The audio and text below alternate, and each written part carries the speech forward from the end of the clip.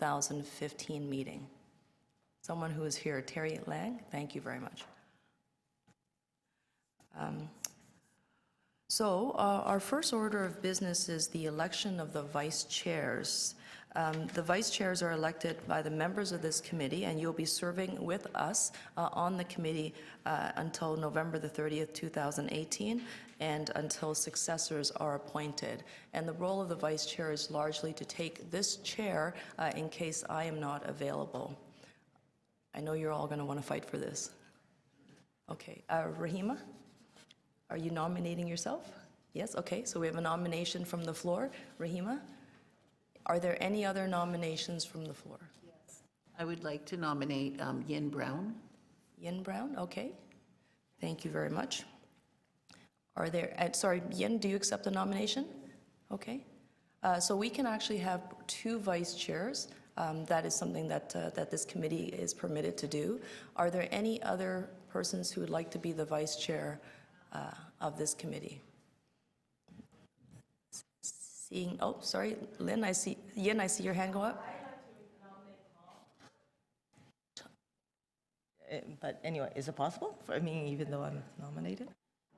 Yeah, so you're suggesting that you would like to, you're saying that you would like to nominate Tom Pruskowski for vice chair, is that correct? Yes. Okay, Tom, do you accept? Okay, so that would be a decline from Tom. Nice try, Yin. Okay. Are there any other nominations from the floor? Calling once, calling twice, 3 times. I think it's safe to say that both Yin Brown and Rahima Mullah are acclaimed as our new vice chairs of this committee. So thank you very much, everyone. That was simple. If only all elections went this smoothly. Isn't that right, Councillor Layton? Okay, so I now have the item number 2 is a chair's report.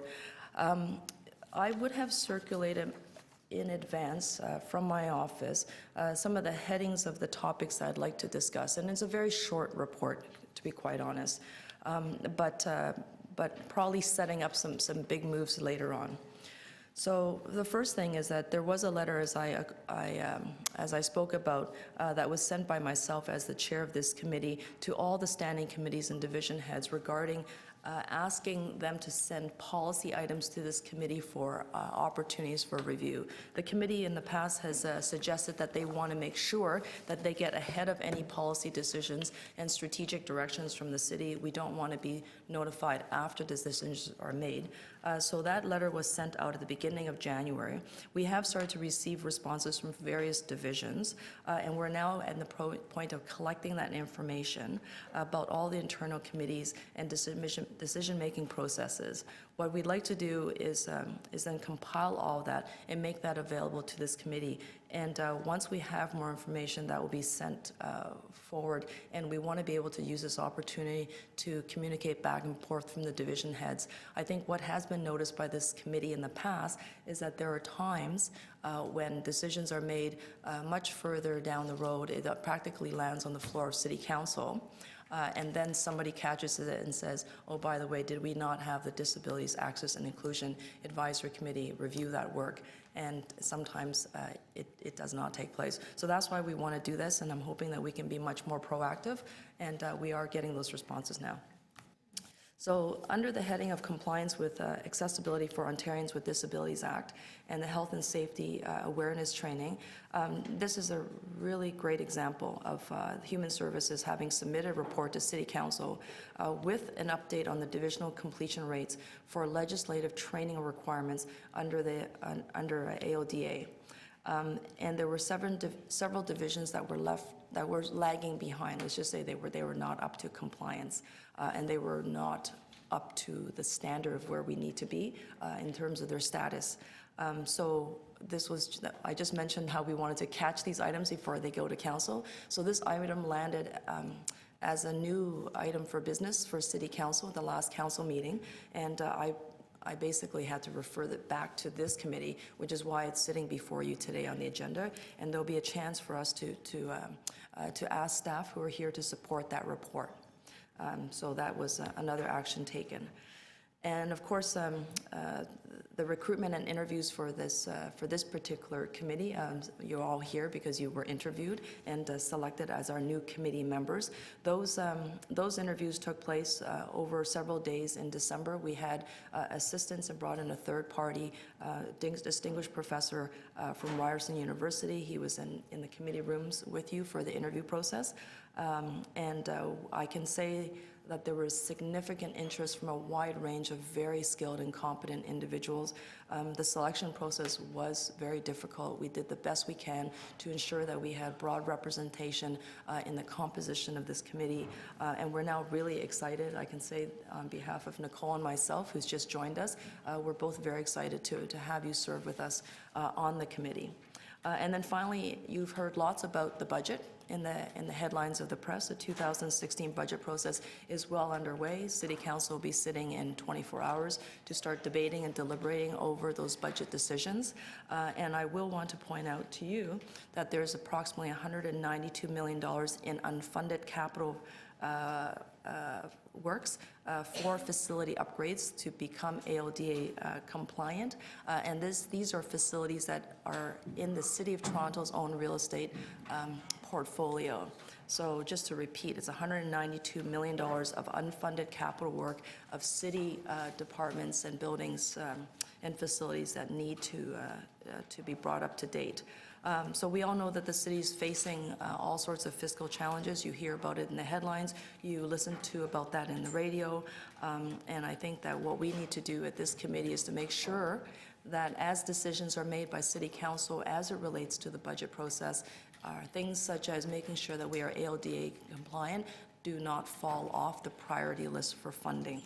And that the work that this committee does cannot be forgotten, and the importance of making sure that all our facilities and services at the city are 100% accessible, and I would say that we would like to be there well before 2025.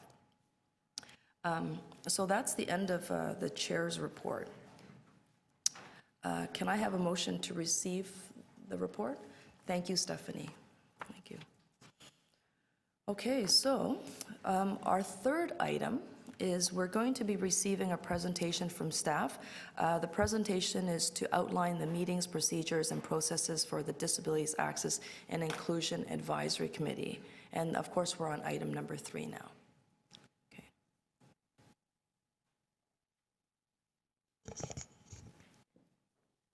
Good morning, everyone. My name is Carol Kostonen. I'm a committee administrator with the City Clerk's office in the Secretariat Unit. And I lead a team that includes Janice Dix, your committee secretary, Lynn Genova, who's here today as committee support, and another staff member. In addition to this committee, we provide secretariat services to another advisory body and 3 standing committees of City Council. And today we're going to be talking about the meeting processes and procedures that apply to the Disability Access and Inclusion Advisory Committee as an advisory body of City Council. So City Council has a number of advisory bodies that assist with its decision-making process. And an advisory body meets to collect information, discuss issues, and make recommendations to the appropriate standing committees or other body to assist and advise City Council. And while City Council follows more formal rules under Chapter 27 of the called Council Procedures, this committee follows the simplified rules of procedure. The rules of procedure provide a framework to aid discussion and provide focus to meetings. We've attached a copy of the simplified rules of procedure. It was circulated with your agenda with this item. And today we're not going to study it in detail. We're just going to go over some of the main points that would help you as committee members. So all meetings are open to the public. A portion of the meeting may be held in private under very limited circumstances. And discussion and decision of items and all committee business by the committee must take place at the meetings. So committee business should not be advanced outside of this forum of the public meeting format. And in order to have a meeting, quorum must be present. So for this committee, quorum is 50% of the total number of community members, or 6. And Although quorum is needed, under the simplified rules of procedure, you do have an option. If quorum was not present within 15 minutes, so by 9:45, the members present could agree to meet informally, and the secretary would stay and report on any proposals that were discussed to the next meeting of the committee, and the committee would then vote on those items. Your chair is a member of City Council, of course, Councillor Wong Tam, and she is appointed by council under your terms of reference. And 2 co-chairs or vice chairs are elected, which was done today at your first meeting. The role of the chair, or in her absence, the vice chair, is to preside at all meetings, decide whether motions are in order, rule on procedural matters, and maintain decorum. The chair also ensures that motions and amendments are clearly expressed, or if there are no motions, will summarize the discussion for the minutes. The chair also reviews proposed agenda items. And how is the agenda set?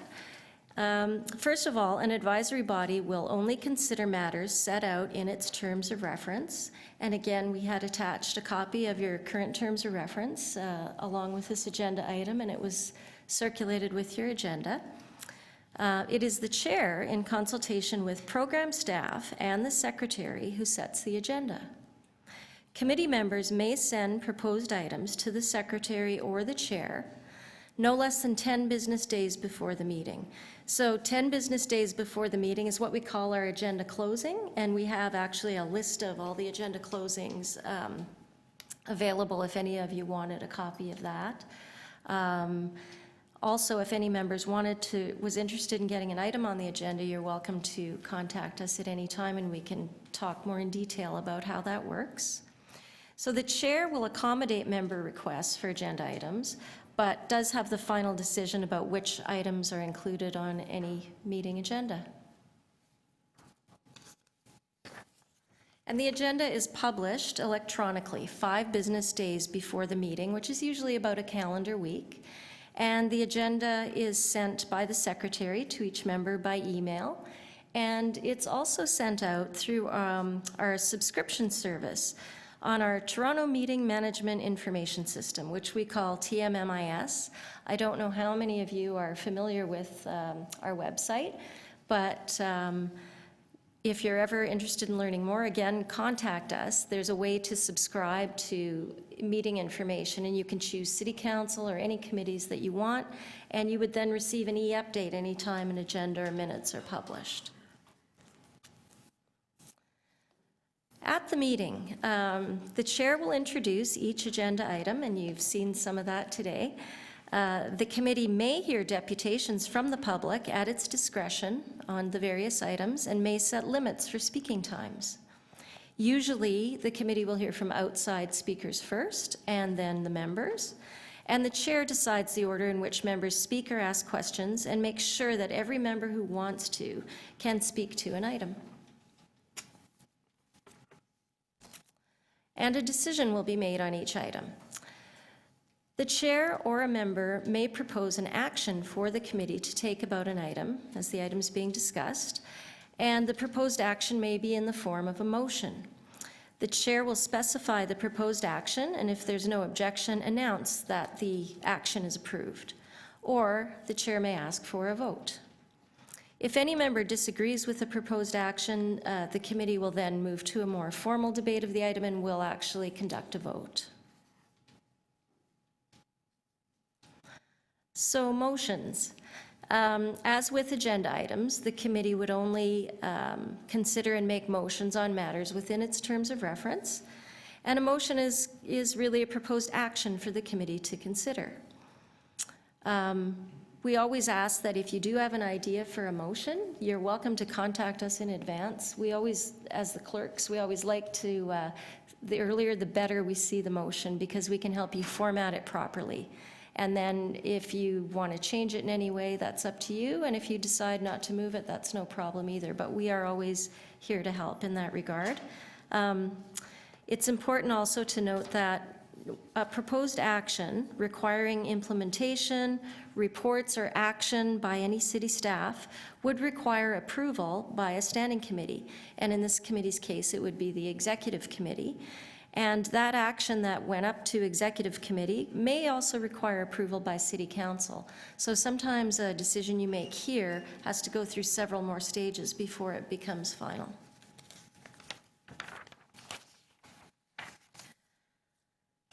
When a motion is made, the chair may restate it to ensure the wording is proper and everyone understands the intent.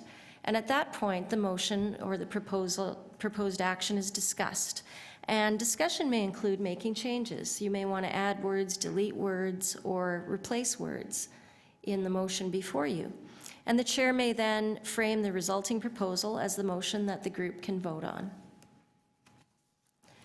Every member, including the chair, has a vote. A majority vote is required for a motion to be carried. A tie vote means a motion does not carry, and motions do not require seconders. Decisions and minutes. Decisions are reported within the minutes of each meeting.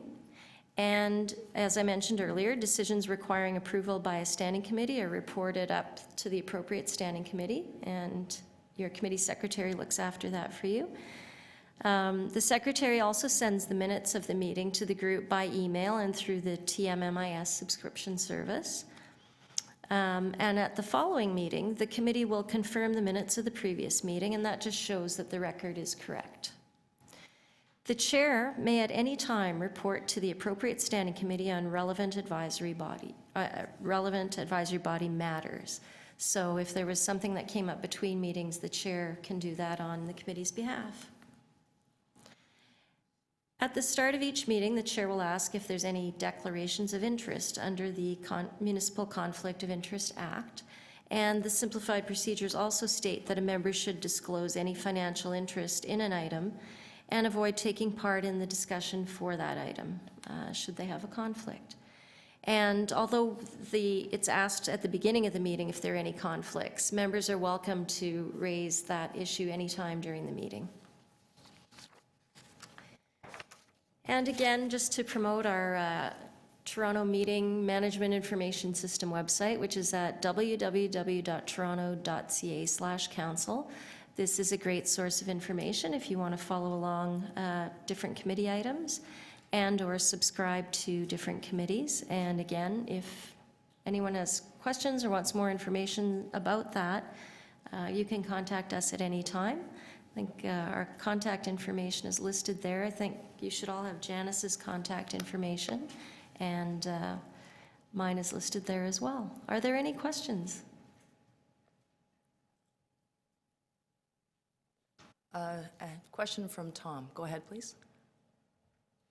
Yes, you said that when a motion, when a vote on a motion is a tie vote, it doesn't pass. Correct. Does that mean the motion is now dead, or can that be brought back in a different format?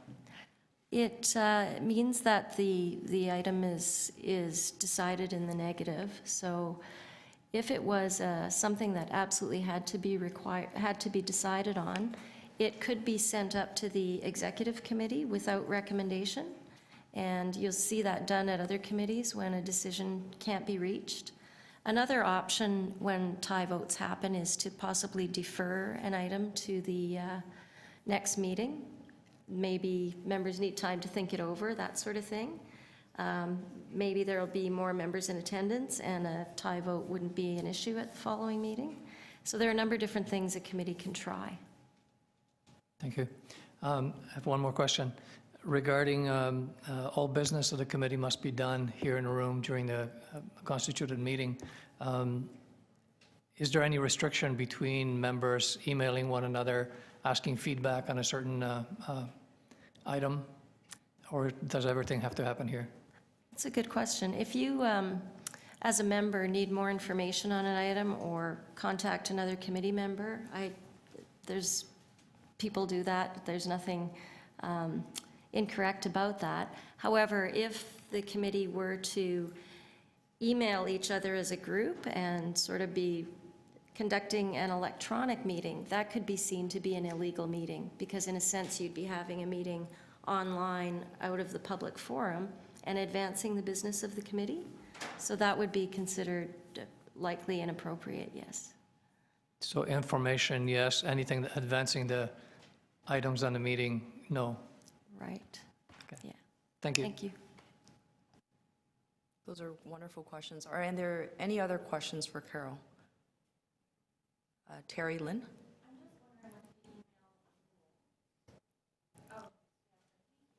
I'm just wondering with the email rule, can we change that as a committee or put a motion to change it? Just because as you're speaking, I'm just thinking we've had illegal meetings in the past. And for a lot of us, that's a good way to sort of get a sense of like where we're all at and like what strategy we want to pursue. Madam Chair, through you, it's best to avoid doing that kind of thing. Certainly, you may want to check in with one or two members, but we always go by if there's a quorum present and if the business of the committee is being advanced, then it could be seen as an illegal meeting. So even though it's taking the form of an online meeting, in other words, you're emailing, it could be viewed as it's all members of the committee and you are discussing electronically the business of the committee. So best to bring all that discussion forward and have the discussion in the public forum. In the past, we've had subcommittees, and I'm not saying that's going to happen this year, I don't know. But that's how our subcommittees operated as well, for the most part. We did try, as subcommittee chairs, especially for the housing subcommittee, to bring forward like agenda items from those meetings so that it would be entered into the public record. We did try those things, but just to be transparent. I think as a subcommittee, you'd have more flexibility in that, to have your meetings in that format. But Thank you very much. Are there any other questions?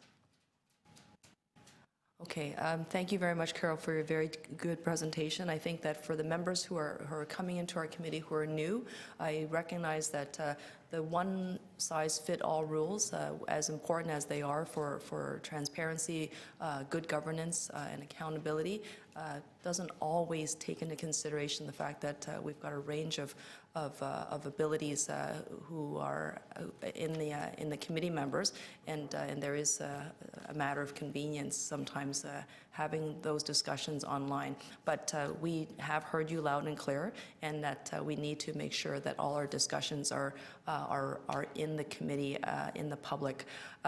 I will point out for members of the committee, especially the new ones, there have been in the past working groups were under the topics of transportation, housing, public awareness, and education. We have to give some thought to what those working groups will look like moving forward to this new term. I recognize that there might be some perhaps new topics that we want to sort of focus in on and drill down on, and there may be a request to change some of those title working groups. But that we can bring up at our next meeting, and something that I will be canvassing each and every single one of you for individually to make sure that we have some good feedback on that. But it will be an item that we'll have to put forward at least for discussion and proper adoption at our next committee meeting. Okay, thank you, Carol. Okay, so we know the rules. This is good. We're heading forward. Okay, so our next item is... Oh, yes, sorry. Can I please receive a motion from the committee to receive that presentation for information? Victoria, thank you very much. She beat you by a second, Tom, just so you know. Okay, our next item is DI 7.4. We are going to receive a presentation, accessibility objectives in the ground transportation review. Good When you're morning. ready. Yeah. I always like following conversations about the rules because I'm always looked at as the rules person. So nice segue for me this morning. Hope everybody had a nice longish weekend, Valentine's Day, and Family Day. So I'm Tracy Cook. I'm the Executive Director of Municipal Licensing and Standards. That's a mouthful. and Vanessa Fletcher, my policy and planning advisor, and my key person on the matter we're here to discuss with you this morning is the ground transportation review. I see a few familiar faces from the last committee. Tracy, nice to see you. And Yin, very nice to see you all. So some of you are a little familiar with what happened with taxis a couple of years ago. I'll just do very high level kind of what's happened, where we're at, and where do we need to be going. So on September 30, just past, City Council directed us to undertake a review, and it's to create a framework to equitably regulate all ground transportation providers, to begin consulting on appropriate regulations to ensure a level playing field that considers the City of Toronto's accessibility objectives in the ground transportation industries. And I was glad to see that the focus, or a focus on accessibility objectives, was included in that guidance. We are due to report back in April of this year to our Licensing and Standards Committee, and we have about 30 directives from our last review and that have flowed from that since. So it's a very large body of work that we have ahead of us. And for those who may not be familiar, when we're talking about ground transportation, we're talking taxi cabs, we're talking limousines, and this little company that's entered the city named Uber, amongst many. I'm sure a few people have heard of them. So as part of the ground transportation review, we've scheduled workshops with various stakeholders within the taxi cab and limousine industry, and yes, that company as well. And everybody's input is being sought to help us design a framework for moving forward. And we saw this as a fantastic opportunity to include this committee as a part of that consultative process. So really, I've got a couple of slides, but I'd really rather this be about us hearing from you than us speaking to you. So in 2014, we completed a over two-year review of the Toronto taxi cab industry. One significant piece of that work was focused on accessibility. And the component of that review that we outlined was a goal and a plan to achieve equitable or wholly inclusive service in the future. So we had set an immediate goal of 6% of our taxi cabs to be accessible by June 2015, and that aligned just for timing-wise with the Pan Am and Para-Pan Am Games we had in Toronto. We set an intermediate goal of service equivalency by 2019, and a long-term goal of wholly inclusive, 100% wheelchair accessible taxi cab service, and really wholly inclusive service is the goal. Go ahead, Flo. Oh, that changed slides. I didn't even notice. Jeez. So where we started, before we delivered that report in January of 2014, the City of Toronto, shockingly and disappointingly, had no taxi cabs that were accessible, wheelchair accessible taxi cabs available for metered on-demand service. We had approximately 180 of our over 5,000 taxi cabs that were accessible and are accessible, but were tied up on Wheel-Trans contract. There was no availability of someone to call up a taxi cab on demand and receive that service. So very happily, as a result of that review, we did, and where we sit now is over 500 taxi cabs that are wheelchair accessible and available for metered on-demand service. I don't recall, and that's about 12% of the total inventory of taxi cabs we have. Unfortunately, I don't recall the last time we appeared at this committee, but I know at that time we did hear that this service was still not being delivered fully, and people were still having challenges with receiving metered on-demand service, so I'm very interested to hear how that stands now. We also have limousines that operate in this city. We had not undertaken a full limousine review since 2005. The limousine service is in the part of this ground transportation review that we're going through right now. There's currently no requirement for a limousine service to be involved in providing accessible or requiring accessible vehicles at all. We do know that there have been for many years a number of flat rate providers in the wheelchair accessible taxi cab or wheelchair accessible transportation mode.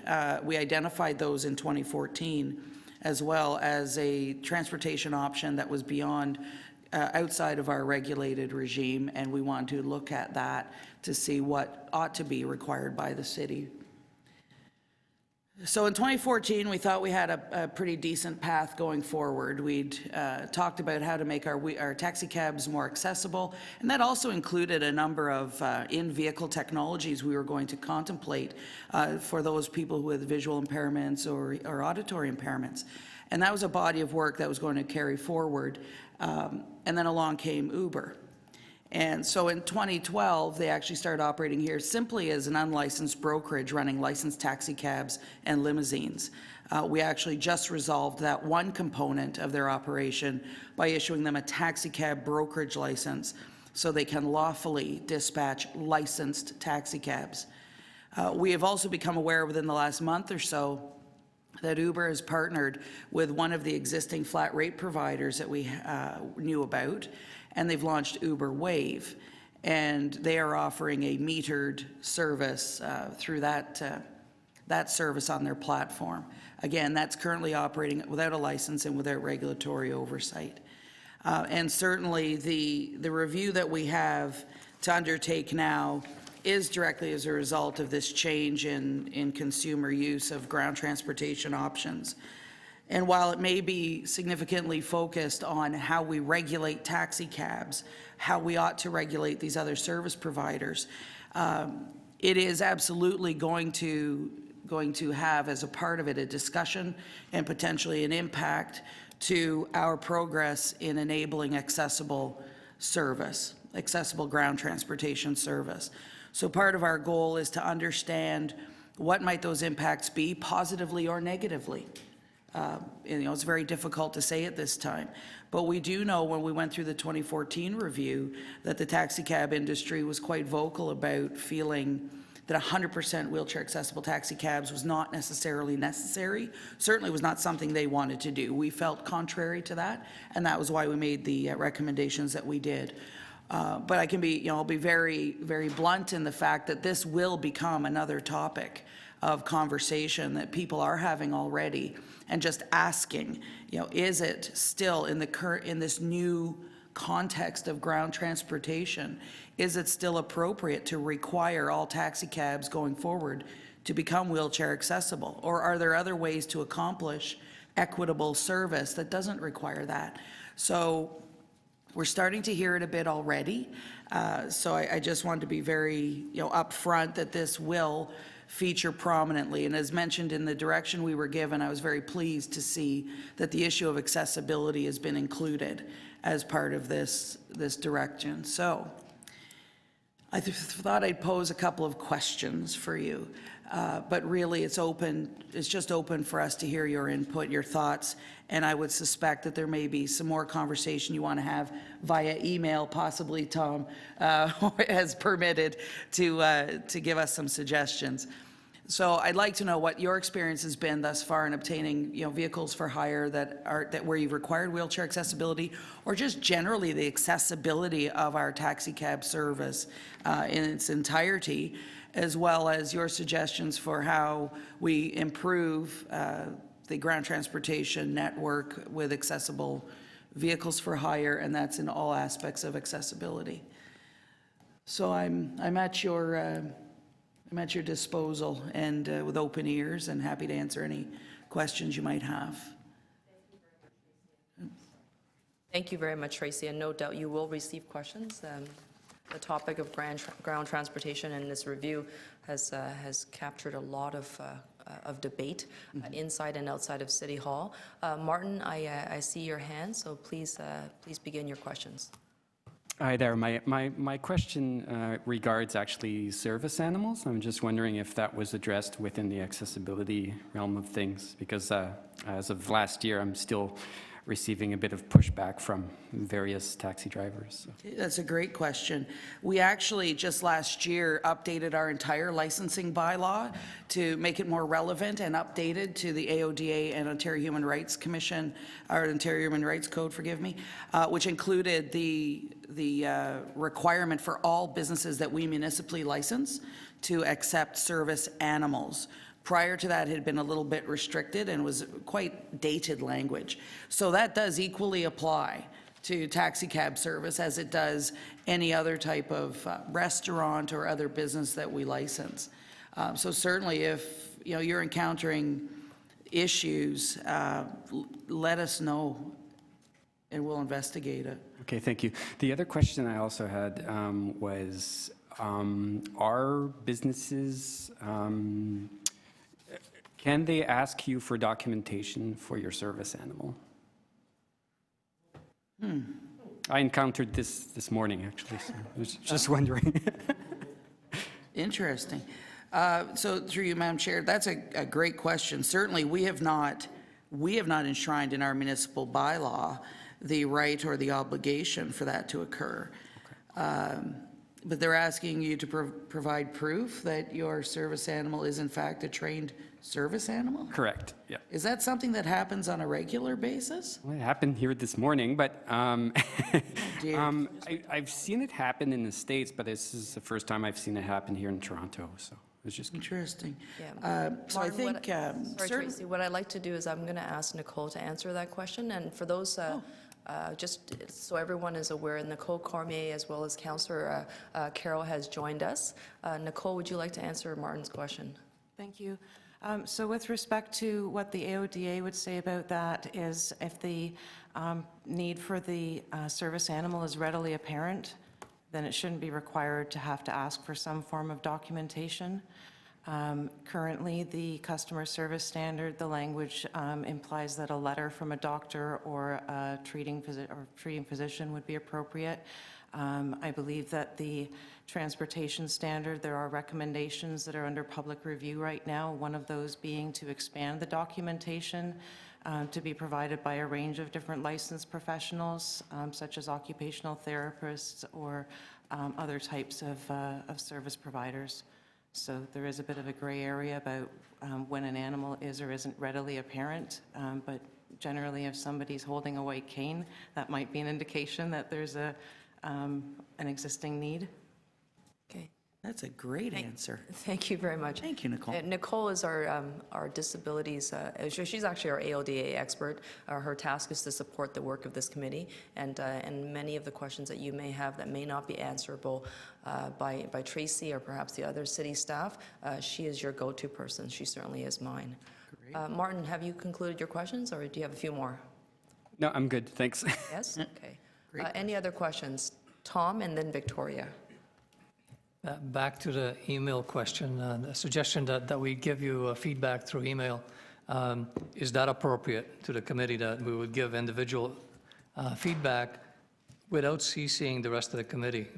To me, it seems that would be more appropriate if we are going to provide individual feedback post this meeting, that everything would be CC'd to the committee so everyone else would know what the feedback was. Is that appropriate? Well, I think certainly Tracy's team will be compiling all the feedback individually and collectively and reporting back out to City Council and for public consumption. My preference, to be quite honest, is unless you have something, and it could be submitted as correspondence that is a part of ongoing discussions, but the committee members don't necessarily need to be CC'd on every single item that you're speaking to. But if you want to send it to the secretary, what we can do is that we can decide on what is appropriate and what is not for group dissemination. What we're trying to do is to prevent threads of conversation going back and forth. Tom, you weren't with us at the last term, but we actually changed the name of this committee, and I believe there were probably about 200 emails that bounced back and forth between the committee members deciding on the appropriate name before we landed on this one, and we're not changing it for another term. So, but hopefully that'll help answer your question. Yeah, and I'll just add through you, Madam Chair, we have a website and we do have an email address set up to receive input, and we are happy to see and hear individuals' input or organized groups or anybody's thoughts. And certainly if someone has an answer to solve all this, Tom, we'd welcome that. So that'll be your challenge to help us fix this. Okay. The last question is in regards to the rules and regulations and requirements that cab companies would be more accessible and more welcoming to people with disabilities. And this is probably more for my information than anything else. Is Uber required to follow exactly the same rules?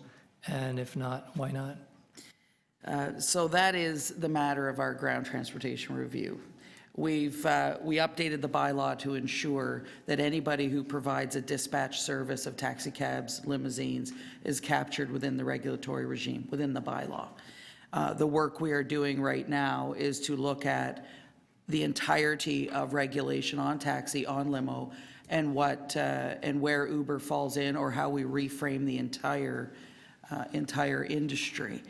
So, yeah, we strongly believe, for public safety reasons, consumer protection reasons, and all those reasons why we get involved in certain businesses, that a regulatory oversight is necessary to ensure those things, and that would include Uber. So that is the body of work that we're doing right now, and figure out what the right and appropriate level of regulation is for these services as they differ, or if they differ. So we're not there yet. The issue, it would seem to me that cab companies actually have employees, and therefore they would be subject to AODA regulations. Yeah, so through you, Madam Chair, actually they don't. And this is it's very difficult to have a conversation around taxi. The way the industry has organized itself and the way we have regulated actually has created more of an independent operator model. We actually do not have in the city taxi cab companies who employ drivers. What we have are, what you'll see are the marked taxi cabs, which are brokerages. They perform the same service as Uber does, where they connect passengers with cars and drivers. There are various layers of operators within the taxi industry, some who provide the car, some who lease the car, some who are garages who fix the cars, others who manage licenses on behalf of owners, some who are independent operators, independent owner operators, and then drivers. So there's a lot of layers and a lot of different people who participate in it, but certainly one of the things we need to look at is how regulation has contributed to that structure, and if regulation is getting in the way of the taxi industry organizing itself differently, where, you know, in other jurisdictions, they do have taxi cab companies. Most seem to operate on an independent operator model for the drivers. Some may have employees. Ottawa actually has unionized taxi cab drivers, which is a bit of a different setup as well. So it's certainly the disaggregated way that the industry is put together makes every individual person who participates in it responsible, but to what level? And to your point, how do you hold that accountability for meeting AODA requirements or standards on all these different individuals? It's a challenge, as Martin references the individual driver who acts independently on how he conducts his business in that car, and may or may not hold someone else accountable for that. So it's a difficult industry. Thank you, Tracy. Tom, does that conclude your question? Thank you. Okay, thank you. Our next speaker would be Victoria with questions, and Terry Lynn, or Wendy. Okay, Terry Lynn, is your hand up as well? Okay, so we'll let you speak afterwards. So Victoria, please go ahead. Hi, so my question is around, you said that there are now 12% of the cabs are accessible for on-demand metered service, but you also said that people are still experiencing issues. So my question is, are there regulations about how many accessible cabs are on the street at the time? Because my view would be is that the issue is that they may all be out on the street at the same time, and then 3 hours later, they've all gone off shift. So if they do not feel that the cab industry should be 100% accessible, that there needs to be regulations around ensuring that there are a number of accessible cabs on the street at all times. So through you, Madam Chair, that's a great suggestion. I do know other jurisdictions have looked at requiring operating hours. And it was through members of this committee and visitors to this committee last time we were here that we heard about the challenges in procuring the service. We didn't get a lot of detail, and we actually don't have a lot of detail of what that means, whether the vehicles are not available, as you're pointing to, Victoria, or whether they're simply not providing the service. So we have heard some commentary that while the vehicles are on the road, they've been enabled, the drivers are not providing service to those fares that are requesting wheelchair accessibility. So It's very unclear as to what the cause of that is. And I will say that was last year. Where we are now, we have 100 more or so, actually more than 100 more accessible vehicles. So maybe that has taken care of some of that. We're really not sure. We would like to hear from people if they are having challenges receiving the service they're requesting, or it's just not being provided. We really need to understand that. We are asking the brokerages, who are typically those that connect folks, for their wait times. And we're hoping to get some information from that on how many calls for service they're getting. I think there's as well this lack of awareness that the service is available, and we have heard that as well before, but certainly requiring a certain number of vehicles on the road for periods of time is something we can look at. Just a quick follow-up. So one of the issues with the way the AODA is being implemented is it's reliant on complaints, which places the onus on people with disabilities to follow up. And often, you're just trying to get through your day. So by the end of the day, you may have forgotten because you had to just figure it out. So I'd like to recommend that it's as you're looking into it, if you look into it more and rely less on individual people coming forward, and so that it's not that complaint-based way of fact-finding. That is a fantastic suggestion. Certainly, typically that's the way law enforcement operates, right? You don't know there's an issue till someone tells you that there's an issue, and you're right. It does shift the onus onto the individual.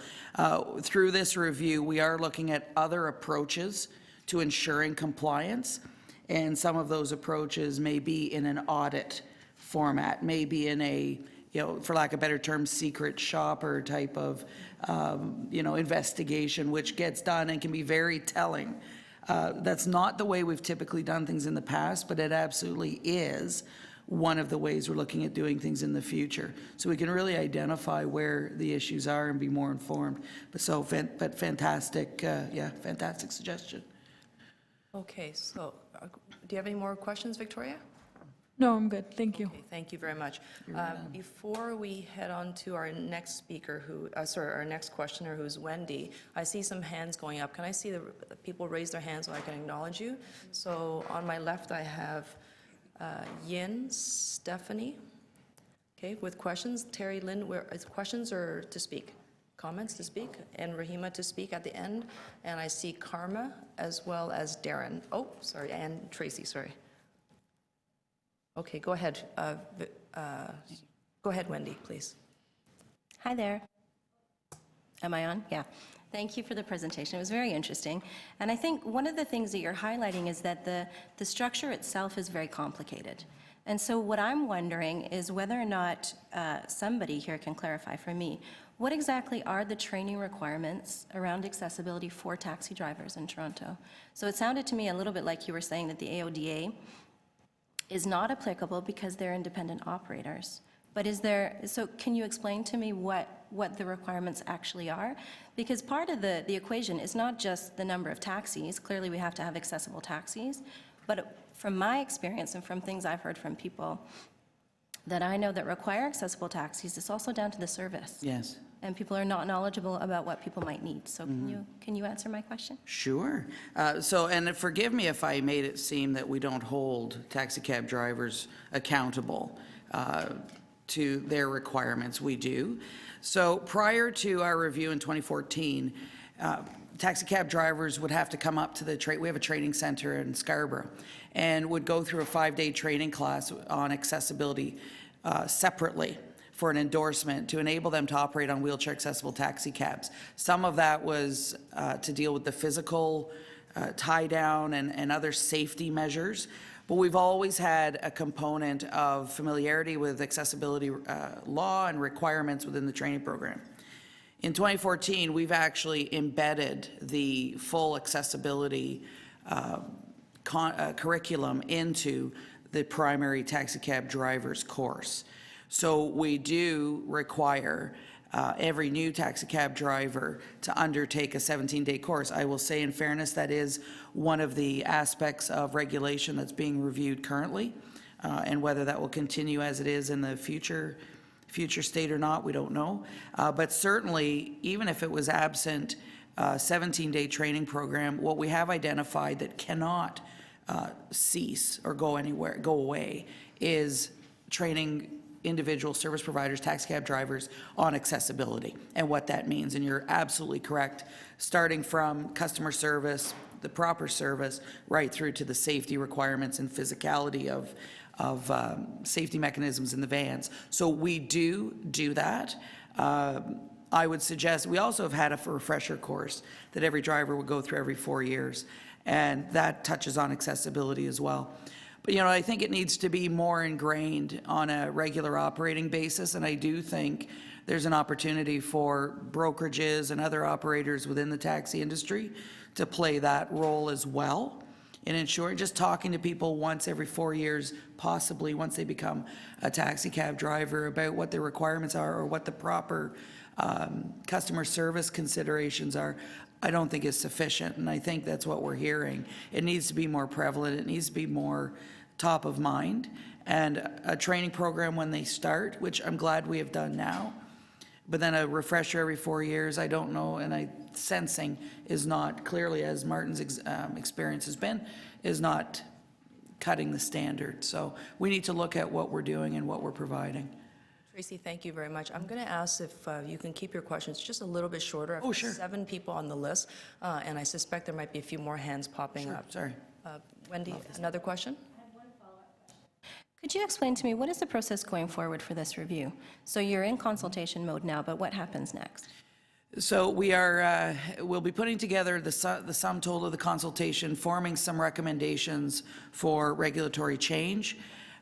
It goes to our Licensing and Standards Committee on April 14, and then to City Council May 2nd.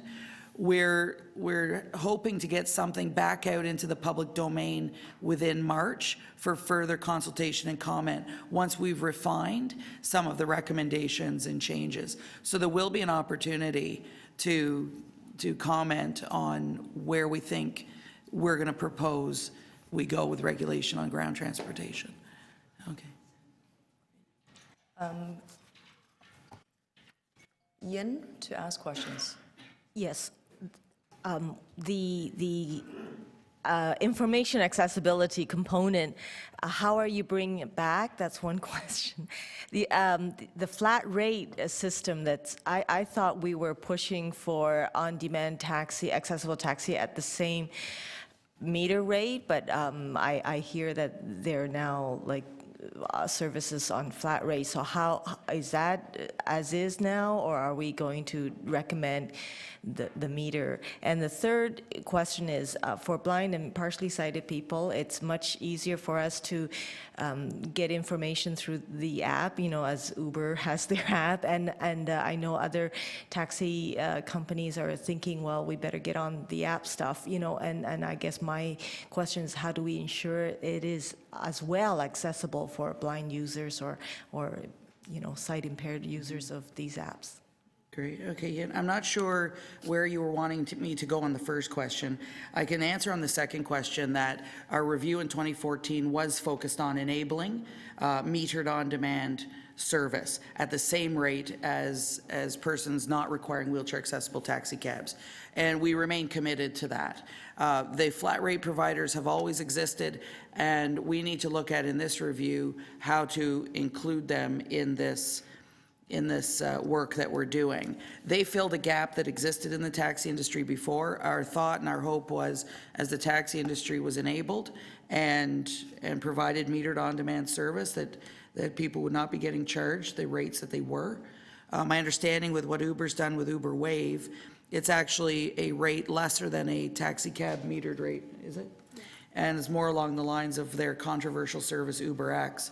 And they're actually, Uber as an entity is subsidizing the difference. It was a flat rate provider who they've contracted with now to provide a metered rate at lesser than a taxi cab regulated rate. So a lot of things in flux. Certainly, you know, our position is that every person ought to have the right to equitable service at the same price. whatever that service is. So, you know, it's certainly a big piece of what we're looking at. As far as enabling accessibility through an app, we do not require brokerages to have an app. I do believe, and clearly as your statement articulates, there is a huge benefit for them to do so and ensure that they're reaching everyone equally. I presume some of our larger brokerages who are bringing on the apps are considering accessibility in that formation of their app, but I'm not completely sure. So the question would be whether we enable it or mandate it or not. Your first question was about information and accessibility? Yes, like for blind users, when I get into a cab, how do I get information about the cab number, driver number, the meter, the price, all that? I depend on the driver to tell me, and, you know. Yes, and that was one of the, when I mentioned earlier about our in-vehicle technology, that was absolutely one of the things that drove that was audible meters and audible displays or larger visual displays.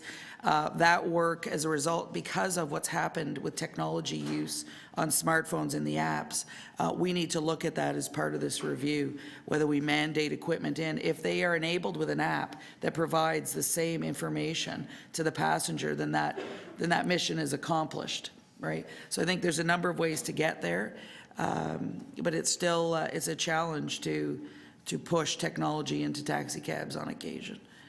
But we've not forgotten about the importance of that, for sure. Stephanie, to ask questions? Ian basically asked my questions around the accessibility for audio and visual. So thank you. Karma, questions? It was less of a question, more of a comment. You want to save that to the end? Because I will be calling for those who would like to provide remarks and to speak. So I'm going to bump you down here. Darren, questions, please. Just a follow-up question on, can everyone hear me? Yeah. Just a follow-up question on the training aspect. It's great that you have a program. I'm wondering if that program is available to other municipalities as well. So to you, Madam Chair, we actually have provided, where we've been requested, we have provided that training program to other municipalities. The latest one was Hamilton that I recall. We actually went down and did train the trainer, but I think that was a year and a half, 2 years ago. Great, thank you. Thank you. Tracy, questions, please? Comment. Okay, comments. So are there any other questions for Tracy at the moment? Okay, so for the speakers, I have listed down Rahima, Terry Lynn, Karma, and Tracy Odell, and Wendy. Okay. Rahima, to speak. This is my experience comment. Once a year, I fly from Pearson to Ottawa for meetings.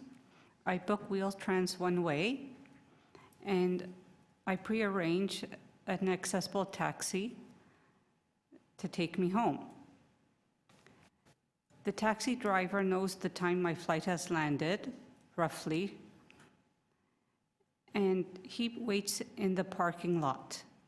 The meter starts as soon as he enters the parking lot, plus I pay for parking. And that was my experience. I'm sorry, can I just ask a question? So you tell them the time your flight arrives? Yes. Yeah. What I'm hoping to do is perhaps it's not necessarily an opportunity to respond. Yeah, okay. Yeah. We're now Comment. bringing it into committee, asking committee members to speak.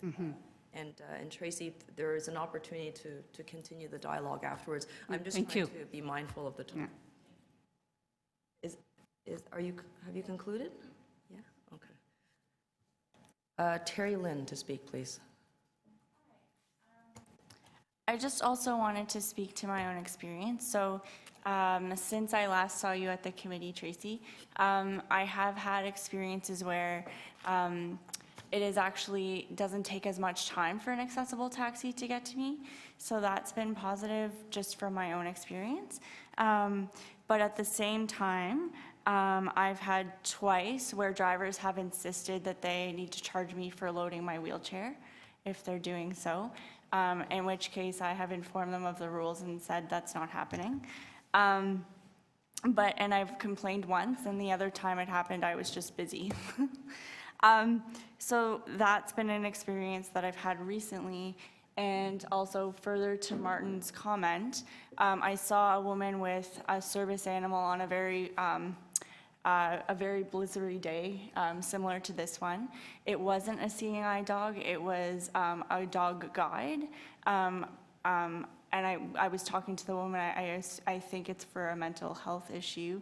And I asked her if she needed help, and she said, no, this driver's not doing what I want, but I'm very capable. He's either going to give me a ride or I'll just call someone else. But so definitely I've seen firsthand that can be like an issue or a consideration.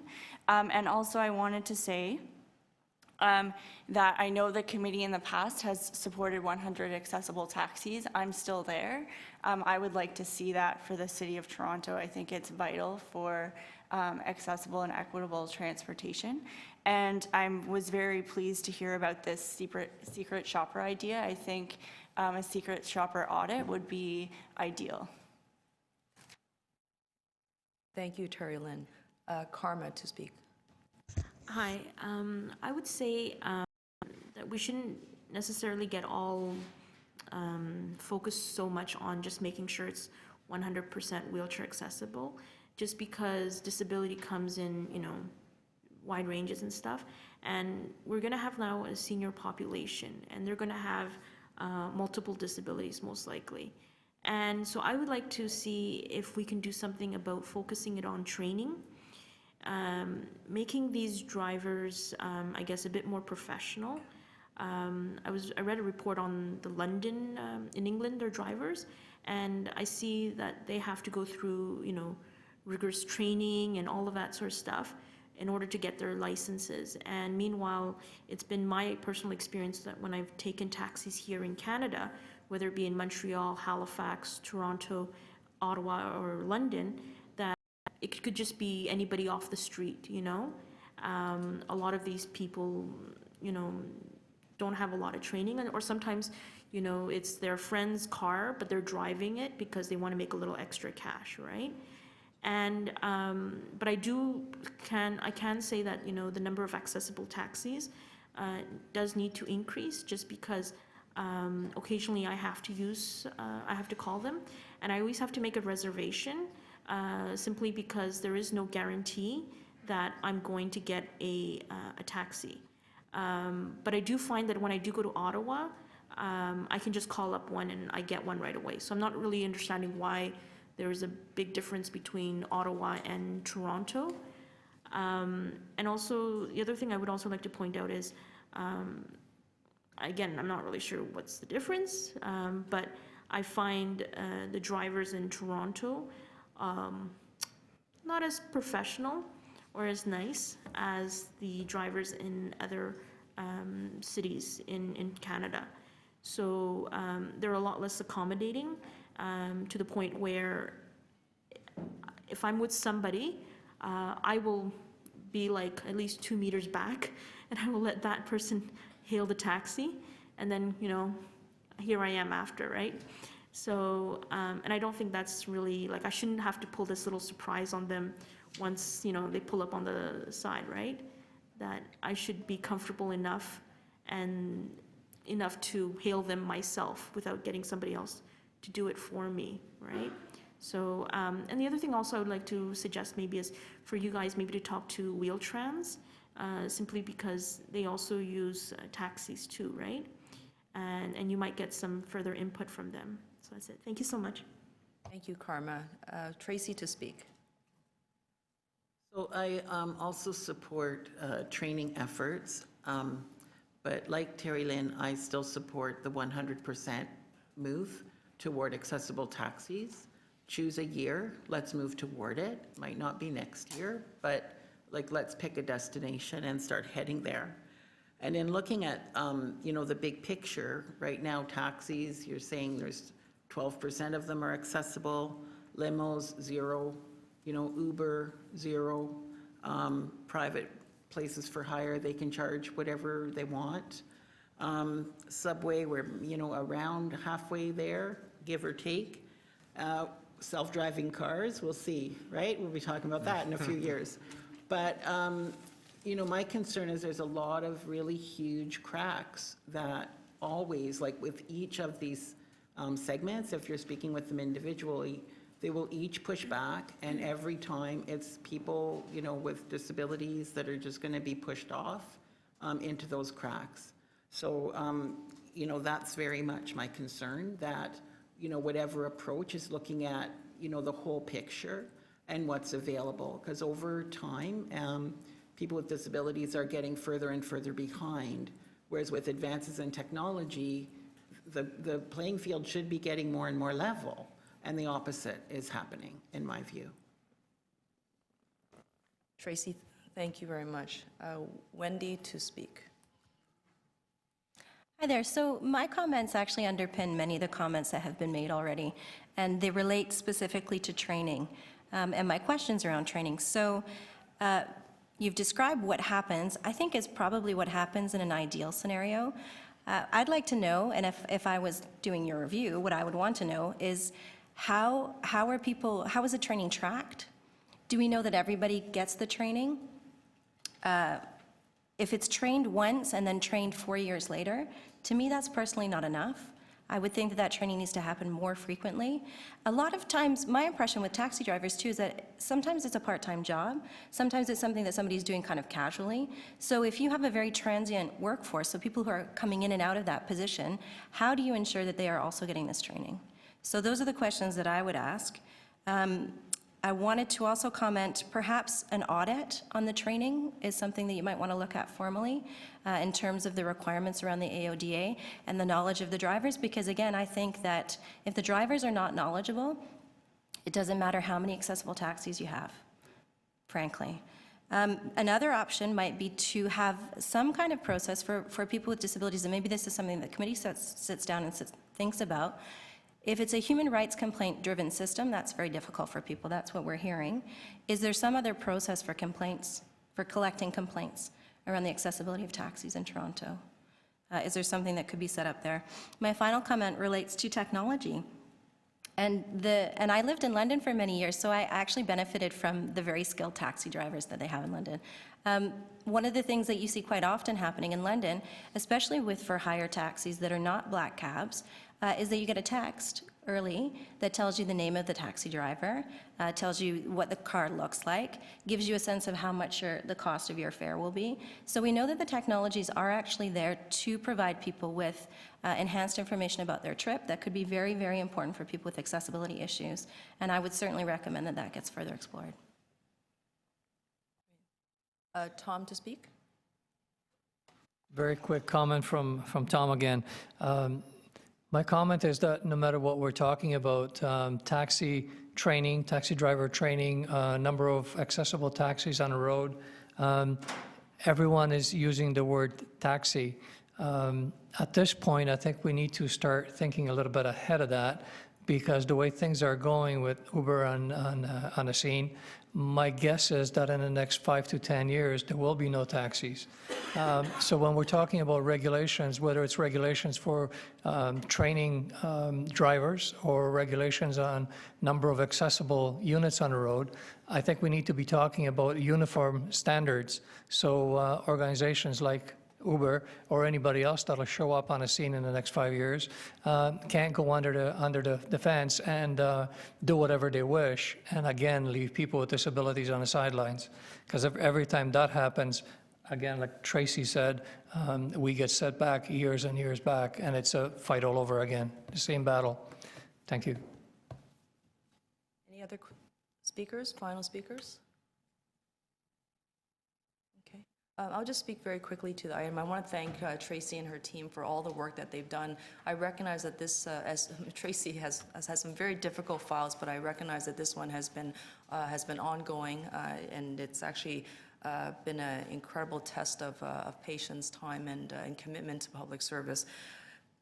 I have actually had meetings with Uber when they've come in to lobby me as myself as a city councillor, and I think they specifically asked for an opinion to try to promote Uber Wave, and I'm just going to speak very briefly on this.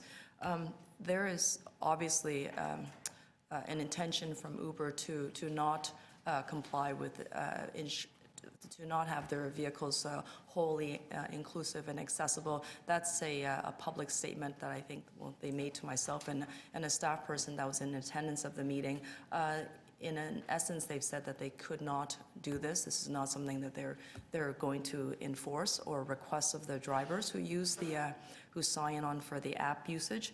And what I had said to them, and I wanted to be clear to the members of this committee, is that I felt that at the end of the day, there was going to be an erosion on the progress that this committee and accessibility advocates have made across the city on trying to ensure that all our services are going to be accessible, all our businesses were going to be accessible. And I think that this is going to be the brewing battle. There is going to be a discussion that will be held on the floor of City Council, and it's not about technology or not. I don't believe that that is the core of the debate, because the technology exists for all the cab license companies.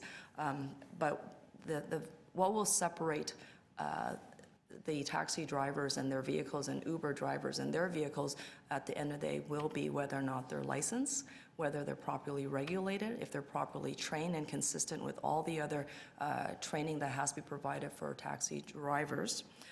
And I think the big one will be having an accessible fleet. So I want to thank Tracy for coming forward and providing us with the presentation. I hope that your takeaway from this committee discussion is that this committee is very committed to making sure that the ground transportation network in all its modes and vehicles, whether it's the TTC or licensed taxis or Uber once it becomes properly regulated, is that it has to be fully accessible and that there has to be equal access for all Torontonians who wish to use those vehicles for hire. And there can be no exceptions to the rule.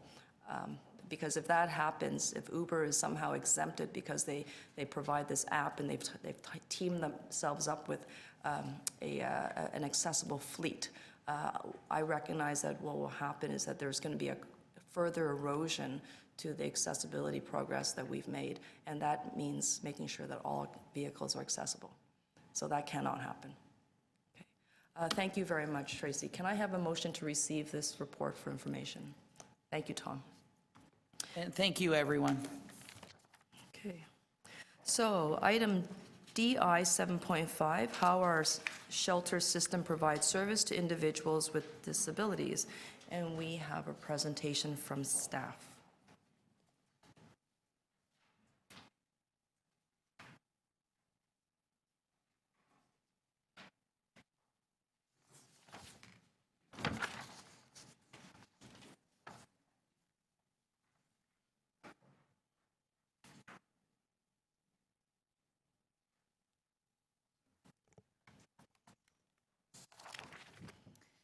Good morning, everyone. And on behalf of Shelter Support and Housing Administration, I want to thank you for this invitation to come before you and speak today about how our shelter system in Toronto helps people with accessibility issues. And it's an important part of the work that we do here in the city with how we work with people who are homeless. And hopefully today's presentation will give you a better idea of how we do that.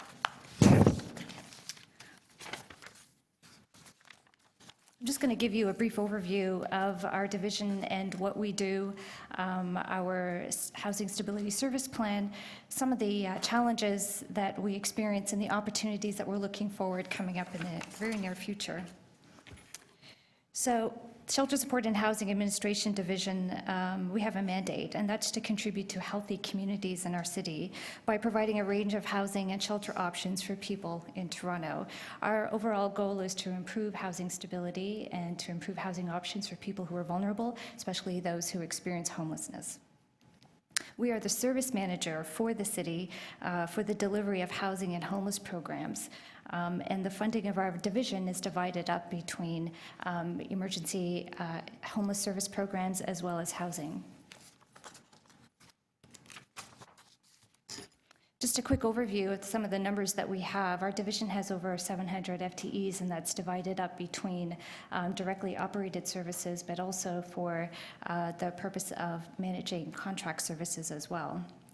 We see over 4,000 people every night in our shelter system, and we also fund 240 housing providers, and we administer about 150 grants to community agencies that provide drop-in services as well as housing help services. Our division also manages street outreach services. We both directly deliver it. We also contract with community agencies, and that's been in place since 2005. Just a quick snapshot of our the shelter system in Toronto.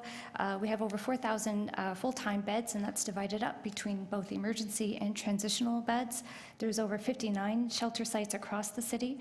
They're divided up between 10 of them are directly operated by the City of Toronto directly, and 49 are contracted out through purchase of service agreements with community agencies.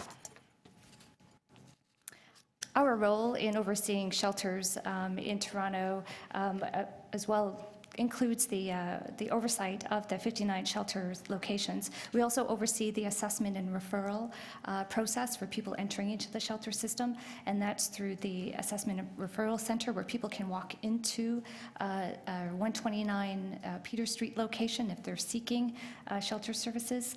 They can also call a 24-hour central intake call center where referrals and an assessment would take place.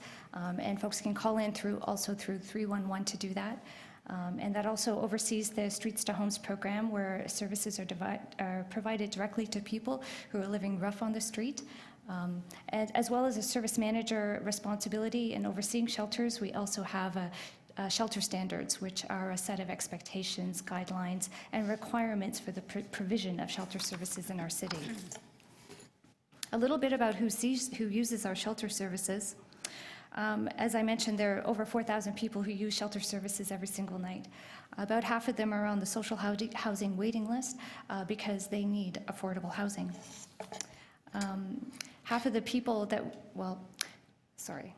Many of the people that we work with in our shelter system identify significant challenges related to disability, substance use, mental health and physical health problems. And this has become a growing issue for us in working with people who are homeless, people living in poverty, and people who don't have access to affordable housing.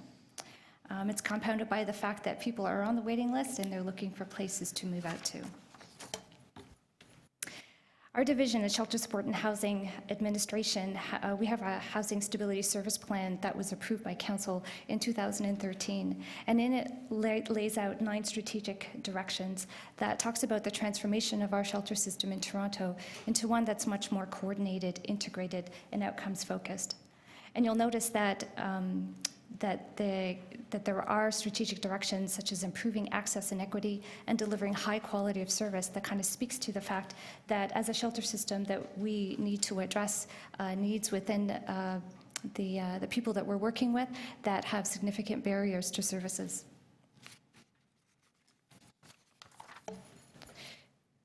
The key actions around improving access and equity in the past few years have introduced some new service requirements for specific population needs that were identified throughout the development of the Housing Stability Service Plan, as well as the work that we knew that came through some of the consultations that we did to develop the service plan. And one of it was to provide 2 new LGBTQ2S youth transitional shelters. One just recently opened in February. We have one that will be opening up early in 2017. We've also opened up 2 24-hour women's drop-ins. They're up and running now, and that was really to address the specific needs of women who were homeless that need low barrier access to services. And just this year, we have 2 24-hour cold weather drop-ins that are now open throughout January and February. We received funding for that as well to speak to the growing need of shelter space during the winter and being able to have drop-in centers that are low barrier and accessible. This year, we'll also be looking forward to opening up a new senior shelter because seniors is also a population that we are very concerned about because the growing needs of people who are aging on the street and living in shelters is an increasing problem and one that we want to be able to better address. Many of the seniors that we actually are working with or people that are aging have significant issues around mobility and access. Many of them have wheelchairs, scooters, walkers, and other mobility devices that make it very difficult to manage when living in shelters. Last year, our division completed a shelter infrastructure plan, and it was approved by council in March of 2015. The report talks about the status of the occupancy in our shelter system and some of the many challenges that we're dealing with here in our city. It also talks about areas of vulnerability and some of the actions required. The report also identifies a goal to have 20% of our beds designated as fully accessible. What we know is that we have shelters that are not fully accessible, but they need to be, and this is a priority for us. We do, however, have shelters that have various degrees of accessibility. For example, facilities may have an elevator, but not have accessible washrooms, or it may not have bedroom door widths that are not wide enough for scooters because of the growing scooters are becoming an increasing way for people who have mobility issues, and some of our shelters are not able to provide that help. Our Toronto Shelter Standards is one of our key actions to develop them, and they were just completed and approved by council in October 2015, and we're really proud of this piece of work. It took 2 years to complete. It was last upgraded 13 years ago, and it was time that we had an opportunity to make sure that they're more in line with municipal bylaws and other regulations such as AODA requirements, and so they're now ready for implementation.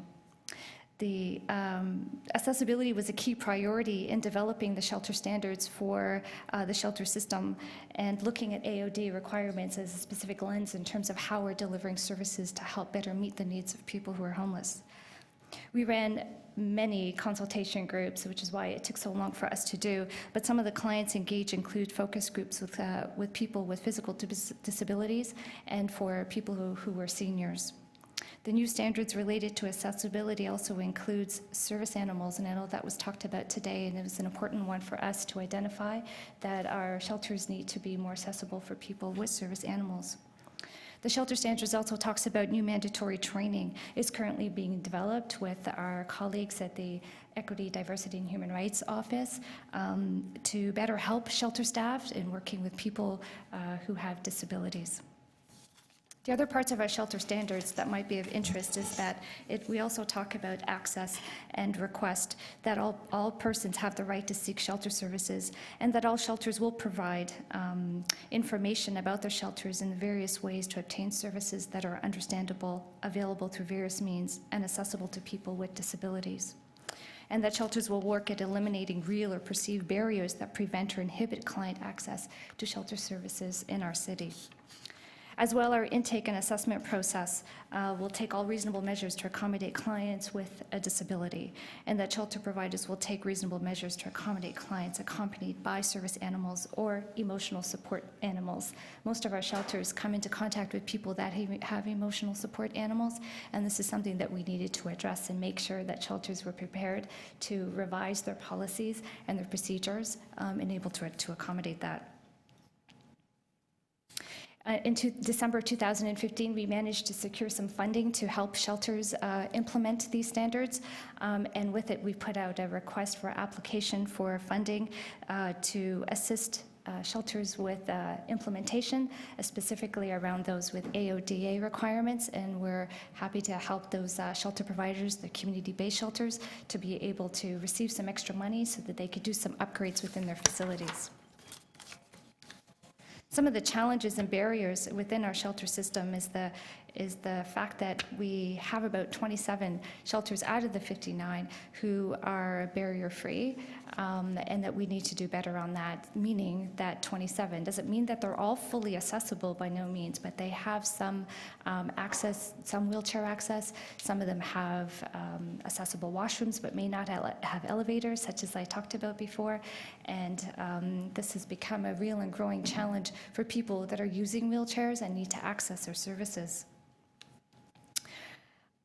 Some of the service improvements that have been identified in our shelter infrastructure staff report that was before council last year talked about the other challenges within the shelter system that we are going to have to face and deal with, and a lot of it has to do with healthcare policies and funding and how we take care of people with mental health and substance use when those supports are very few and not coordinated. As I mentioned, we have an aging population as well, and this is also compounding on an already challenging shelter system environment. The child welfare system, criminal justice system, victims of domestic violence, and lack of affordable housing are all of the a combination of the themes and challenges that are before us. In addition, helping people who are experiencing barriers become even more complex. So last Friday, I had to deal with a situation where we had a woman who was 60 who had been discharged from a long-term care facility and was incarcerated for starting a fire in the long-term care home that she was in. She was kept in jail for longer than she needed to because the judge was concerned about her safety being released to the street because she couldn't go back to a long-term care facility. She was discharged to one of our shelters, and immediately the staff didn't have the expertise or the capacity to take care of her because she was incontinent, she had mental health issues, a whole range of chronic health problems as well. She ended up going back and forth from hospital to shelters to our drop-ins, where finally when she came to one of the hospitals that she was in, we had to step in and be able to tell the hospital that we weren't going to. The Toronto shelter system cannot take her, our drop-ins can't either. This is just an example of some of the challenges and barriers that also include an aging infrastructure within our shelters, whereby shelters are been around for a long time, and it's going to take some funding in order to upgrade them. Some of the opportunities that are coming forward that we're really looking forward to is the development of 12 new shelter sites, and all of them will have to abide to our Toronto shelter standards, and all of them would have to be AOD compliant. We have new shelters that are opening, as I mentioned, the new senior shelter, the Salvation Army Hope Shelter. We received direction from Community Development and Recreation Committee to pursue the continuation of a shelter that is in Scarborough. We'll be putting plans in place to do that. Again, that will also have to be meeting the AOD requirements. We have a Hostels to Homes pilot project that will be seeking to address 200 people that are in our shelter system that have been in our shelter system for over a year, 2 years, 3 years. We're looking to have a look at what their needs are and to better understand why people are staying in the shelter system. But what we do know is that people have significant challenges around mental health, substance use, and physical disabilities, and we're looking forward to being able to figure out a bit more around the research on that and to better help address their needs. The other big opportunity that's coming forward that the city is working on right now is the George Street redevelopment revitalization project. We call it the GSR project, and that is a project that is providing an innovative approach to excellence in service delivery for vulnerable men and women in our city. And it's seeking to redefine how the city addresses the needs of people who are homeless with complex needs. The project involves the demolition of Seton House, and Seton House is a men's shelter located at 339 George Street. It was built in the 1950s. It's 100,000 square feet, and it has 600 beds in it. And what we're doing is we're partnering with our colleagues in long-term care homes and services that also need to relocate some of their homes, and redeveloping a massive lands that includes some heritage property on George Street. And what it will be is a new complex, a new campus, if you will, that will have a combination of affordable housing, emergency shelter, a community hub, long-term care beds, and transitional assisted living beds. The site itself will be fully accessible. It will meet all AODA requirements, and it's something that I think our city will be proud of in terms of how we address people who might be living in poverty, who have complex issues, and who are very vulnerable.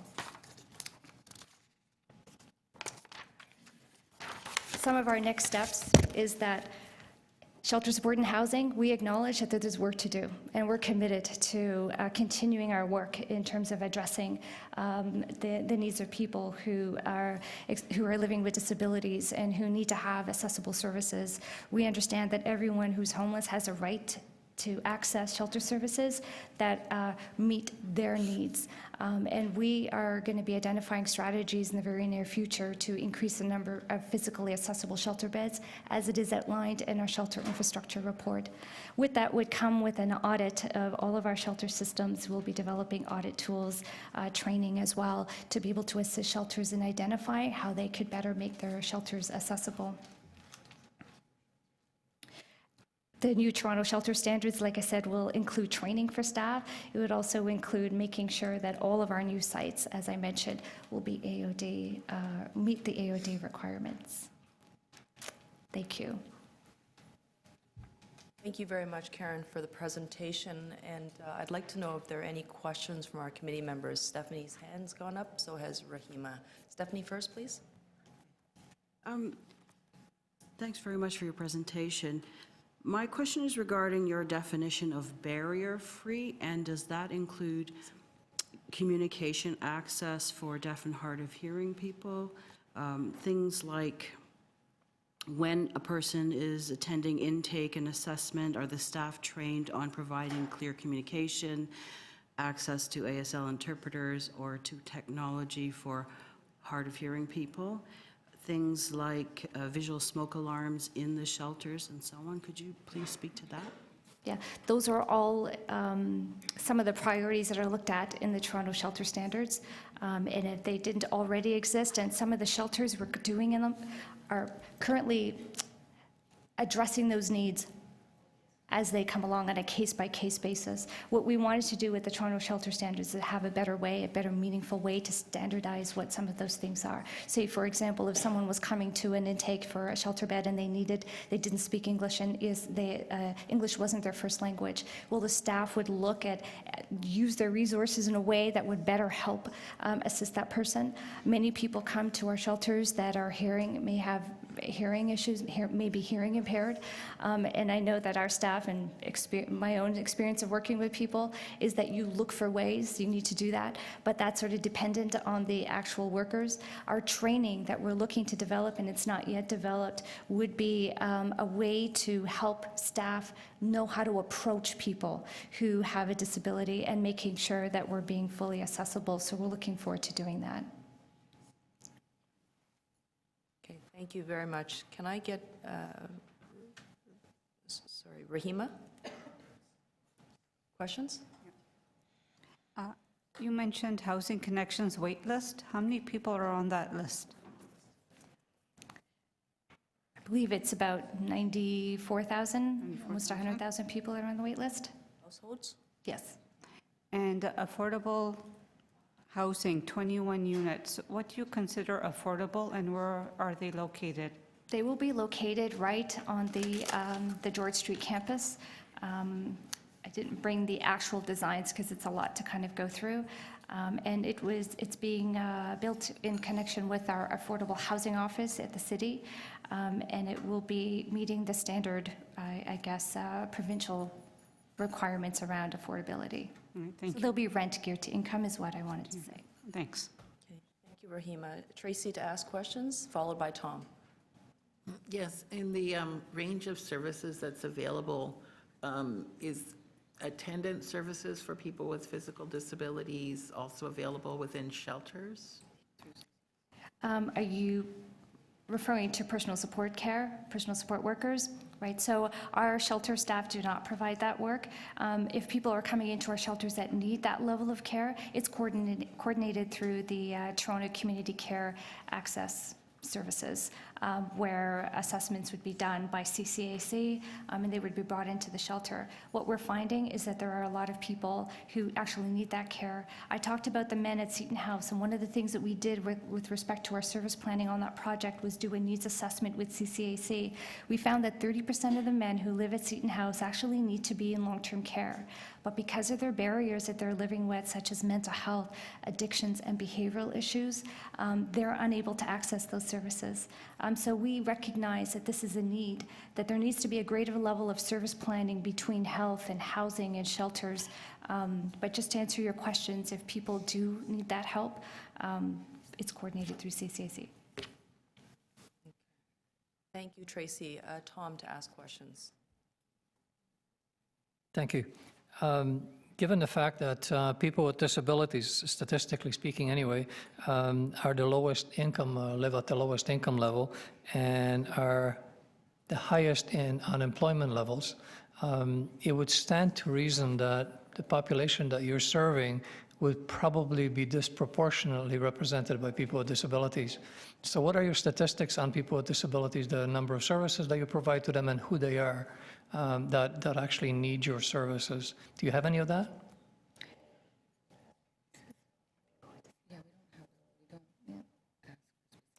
When we do our intake and gather information from the people that we work with that come into the shelter system, we don't actually look for specific information around their disabilities in order to track it, I guess is what you're looking is for the specific data. And some of it has to do with the sensitivities about being able to do that with the person that we're working with and the assessment tool that we would use to track it. So no, we don't have specific information. What we do know is, like I had mentioned before, is that we have a large portion of the people that we work with are struggling with mental health, with addictions, other forms of disabilities as well, that, as you say, and we recognize, are having challenges entering into employment, accessing housing, and the affordability issue. But I don't have the data to speak to that. Challenge from my perspective is if you don't have the data on the population that you're serving, it would be very difficult to create services that would actually assist them, or even when you're talking about accessibility, what does that mean to the population that you're serving? So without the data, you really don't have anything to base your go-forward plans. And my second question was, what are the go-forward plans to provide enhanced services? My wife works at a rehab center, and she told me that in the last month, at least 3 of the patients with spinal cord injuries were released to your system. What does that mean for a quadriplegic or a paraplegic to be released to your system? What kind of support would they get? Would they survive on it? Absolutely. I hear your point, and that has been one of the growing challenges for us regarding the healthcare system and how they're relating to the shelter system. Too often, people are being discharged from hospitals and from other care facilities into the shelter system simply because there's no other place for them to go. What we're trying to do is do some service planning with the Toronto Central LHINs, with CCAC, to have a more strategic plan around where people should be going in our city that need that level of care, because as far as we're concerned, that's inappropriate. I think one great way to start would be for you to collect some stats on it. So you can then go with cold, hard facts and ask for something. Thanks. Ask questions? Tom took my question, I have to say. What I wanted to ask is whether or not you'd done a needs assessment related to the needs of people with disabilities and accessing the shelter system. In particular, I think what would be important is to consider referring agencies too. So you're talking about CCACs and the LHINs. Has anything like that ever happened? Have you ever had a needs assessment focused specifically on persons with disabilities in your system? Not specifically for the entire system. So what we're doing is with our Hostels to Homes pilot project is an opportunity for us to look at 200 people that are staying in the shelter system for a very long time. What we are piloting is a housing assessment tool that kind of focuses, instead of the specific needs of the people that are living in the shelter, because a lot of it has to do with whether or not that they would actually participate, whether or not they would declare the information. What we're trying to do is look at, if they were to leave the shelter system, what would their needs actually look like to better help them find the services they need outside of the shelter system. We also, as I mentioned with the George Street project, we did a pretty comprehensive needs assessment for the people that live at Seton House, and that gave us an idea of some of the information that we needed to gather in collaboration with CCAC, our other service partners such as the Inner City Family Health Team, and with the Inner City Health Associates. And that gave us a baseline of trying to figure out how to work with people who had significant challenges. And from that assessment, there was a great deal of information that came back that talked about people's disabilities. Of course. So just a follow-up question. You had said, kind of a follow-up, 27 out of 54 have some accessibility. Correct. And I'm wondering how is that considered? So what does some accessibility mean? And if that is the case, if only some have some accessibility, how do people with disabilities make decisions about what shelters they might need to enact with? So the 27 shelters that were identified that have some accessibility could mean that they're fully accessible. So it's a combination of having an elevator and having other things in their shelters that actually make them fully accessible. And some of them could have some barrier-free services as well. Like I mentioned, some of them may have accessible washrooms, but their door widths are not wide enough to be able to accommodate people in scooters or in walkers, or wheelchairs rather. But our shelter infrastructure report recognizes that, and so that we have some work to do. The challenge there is the funding required in order to upgrade some of our shelters and facilities to make sure that they're better able and equipped to help people who have disabilities.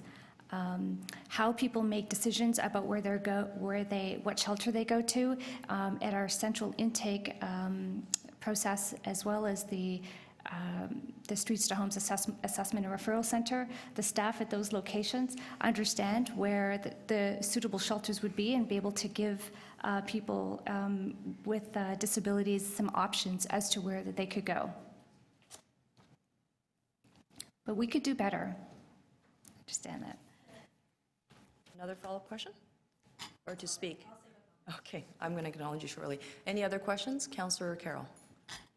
I'm just wondering about things to do with inclusion can be addressed right now with the right partnerships, and I'm wondering what's happening in that regard.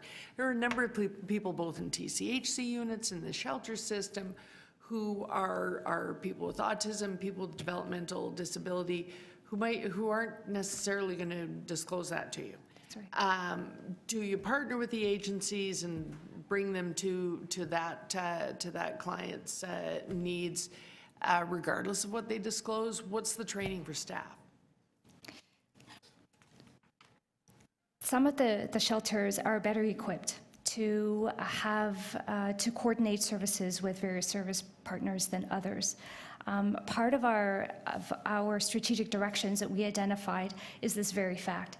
And so the coordination with partner agencies and with partner systems is actually an important key in terms of the transformation of our shelter system so that it's better integrated and coordinated.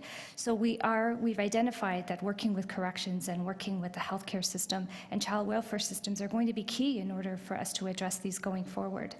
The service planning that has started the conversations with the LHINs around how do we care for people who have complex issues and how do we coordinate it so that people aren't slipping through our social infrastructure. The gaps in our social infrastructure is an important one. And I think that the George Street project has been key in that in terms of understanding how that's going to happen going forward. Just with respect to the developmental disabilities. We are starting a pilot this year.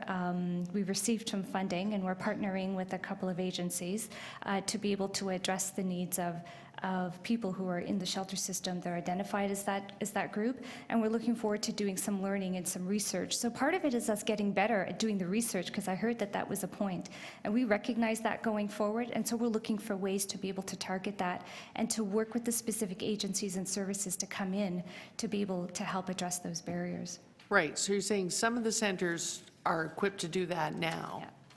But if someone's presenting themselves at another shelter, one that you may not think is the perfect one for them, can you quickly access a social worker you think might have the right speciality? How do you deal with them in the immediate?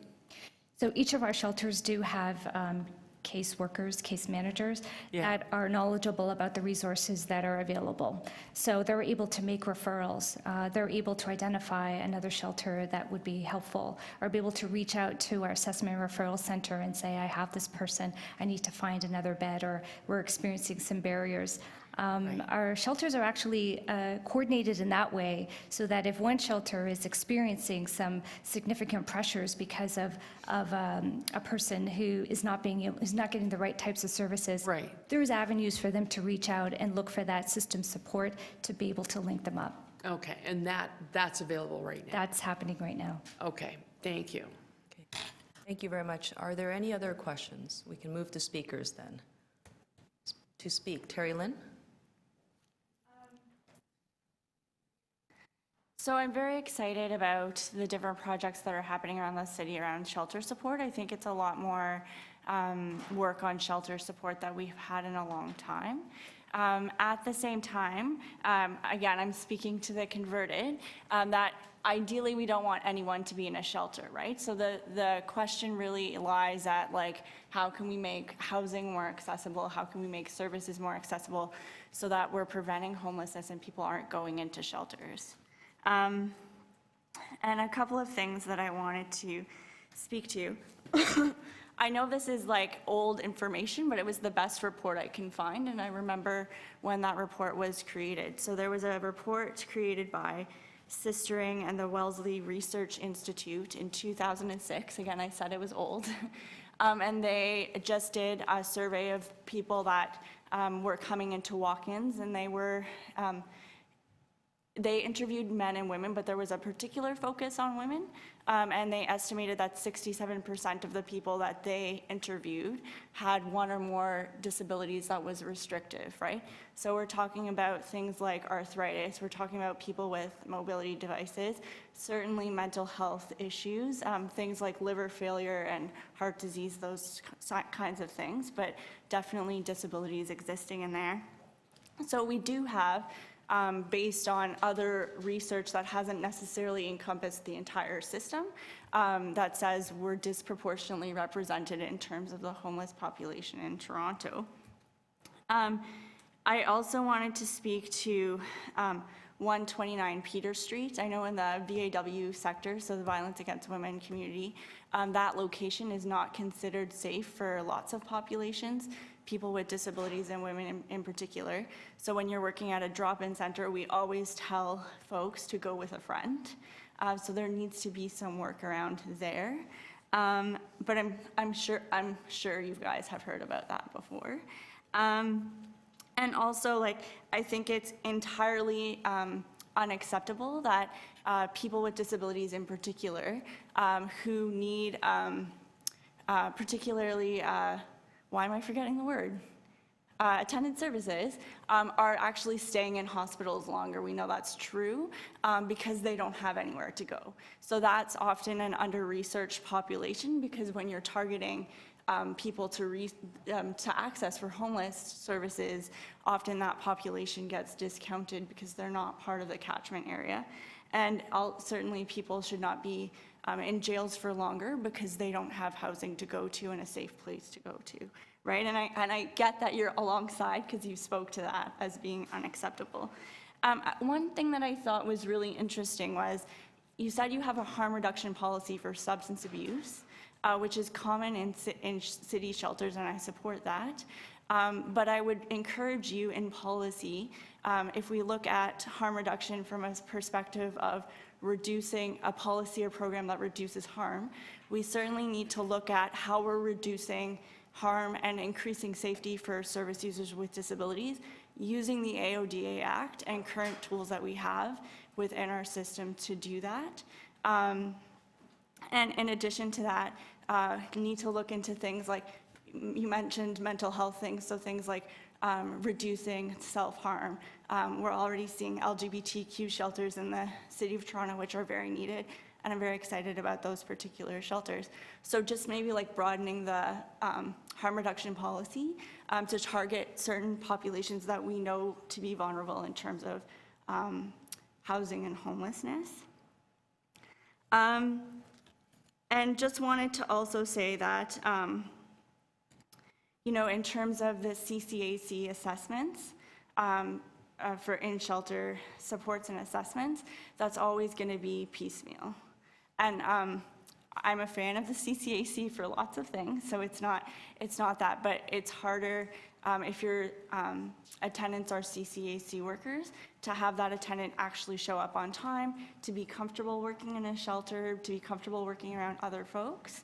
And we know, people have already said this at this committee, we know that buildings and services that follow the AODA Act are not necessarily accessible to the entire population, and it's certainly a legislation that doesn't have a lot of teeth, right? So some of the shelters that are brand new, coming up and running right now, are not going to be accessible to tons of service users. My very last point is, I'm aware that people at Seton House, many of them have disabilities. However, and I'm very aware that you guys are working on it as well with the new location, but the accessibility of Seton House in particular was abhorrent, so you wouldn't have gotten a lot of service users with significant physical disabilities in that particular shelter. That's all I want to share. Thank you very much, Terry Lynn. I think I see Wendy's hand followed by Karma. Wendy to speak, then Karma. Thank you again for your presentation, and I know that you're doing really, really hard, great work. I think that we can acknowledge that the shelters here, that you're all working very, very hard on a very difficult problem, so I certainly appreciate that. One thing I wanted to say, Tom has made this point too, we know that persons with disabilities are probably more prevalent in this population than in others. And I know that Dawn Canada has been doing some work around accessible shelters recently. I can find the report and make it available through whoever, but it's something that I would recommend that you have a look at, in particular around the needs of women with disabilities in accessing shelters. There are higher rates of abuse for a number of reasons, including not having access to accessible supports. So it's a very important issue. Regarding the needs assessment, the reason why I asked, and I agree with Tom's point earlier, if you don't have the data, and you're certainly saying this too, if you don't have the data, it's very hard to know how you can make the services improved. So if you don't have a baseline, how do you improve things? And one of the things that you spoke to was around disclosure, that the issue of disclosure can make things difficult when you're trying to do these kinds of things, because somebody's in crisis, you don't want to also ask them if they have a disability or not, or adding to that kind of scenario. But what I would say is that a needs assessment could start actually with the referring agencies and with organizations that serve people with disabilities, asking them questions about the needs of their clients who may or may not have access to the shelter system. One of the groups that I worry about, in fact, are people who can't get to the shelter system because of the complexity of trying to find a place that would actually suit their needs. So I would make a recommendation to you that, if you think about a needs assessment in a slightly different way in terms of talking to people who might know what happens to somebody with a disability who has tried to access and has not had success, would be a way of starting and certainly getting around the disclosure issues. And one other thing I wanted to ask about is or comment on, can the information about the accessibility of the facilities be made more publicly available in a kind of a centralized place? Because I know that you said that the central referring agency, the central referring office, they're aware of people, what needs that they have and the shelters that might match up. But certainly I can imagine people who are not going to go that route and who would like to go directly somewhere, maybe in crisis. So certainly the accessibility information that you do have about the accessibility of the facilities being more publicly available could certainly help to address that concern. Thank you very much, Wendy. And I would suggest that if you want to send along the link to the Dawn Canada report to Nicole or my office or the secretary, then we will make sure that all the members of the committee and as well as Karen will have access to that information. And Karma to speak, followed by Tom. Okay, well, I was just going to echo what Wendy and Tom said. You guys are doing a very difficult job, and data is needed. One of the things I would also like to emphasize on is training. Just because I read a report and they weren't talking about shelter workers, but they were talking more about psychiatrists and other mental health counselors, right? And they were just talking about how even amongst these individuals who should technically know better, right? And who are, directly working with people with mental health issues such as schizophrenia, that they still have some sort of judgment, they might use words that are technically not appropriate, right? And so I'm thinking that if you're talking about professionals and, when they're talking about like psychiatrists and all those people, that might also, trickle down to you guys as well. So I'm thinking about maybe, training should be a priority, and knowing that, your clientele isn't necessarily going to be just type A persons or type B persons, but there's all sorts of different types of people coming in to you guys. And also maybe extend the training beyond just your area, but to the whole of the city workers, because sometimes even if I call 311 and I'm saying something, oh, accessibility, wheelchair accessibility, they go, what is this? What is this? And so I have to say, are there stairs? And then, I have to go through all of this little procedure about, what accessibility means, and so that can be sometimes challenging. And the other thing also is I've heard of shelter homes where, because I know one of the things that shelters sometimes insist on people doing is abstaining from drugs or alcohol, right? But I've heard of shelters where they have it targeted to one type of substance abuse, individuals that maybe they're alcoholics or something, right? And so maybe that is one of the ways of reducing, of ensuring that these maybe difficult to handle cases are being treated properly. And also the other thing I would point you guys towards, I don't know if maybe you've heard of it already, but in Utah, they've reduced homelessness dramatically. And the way they did it was they gave people homes, period, right? And in the end, yes, it costed them a lot more in the beginning, but in the end, it reduced costs dramatically, right? So that's all I suggest. Thank you. I see Tom to speak, and then Stephanie. Thank you. My comment has to do with collecting statistics, again, to reinforce my comment before, that how important it is for you to have the statistics. Even when you're going back to the council, to the city, asking for more money or expanding services, you should have statistics to back it up. Otherwise, your case is really weak. Your problem with getting that information from the individuals has already been faced by a number of groups. Employers are one. And I spent a lot of time working under the Employment Equity Act as an employer.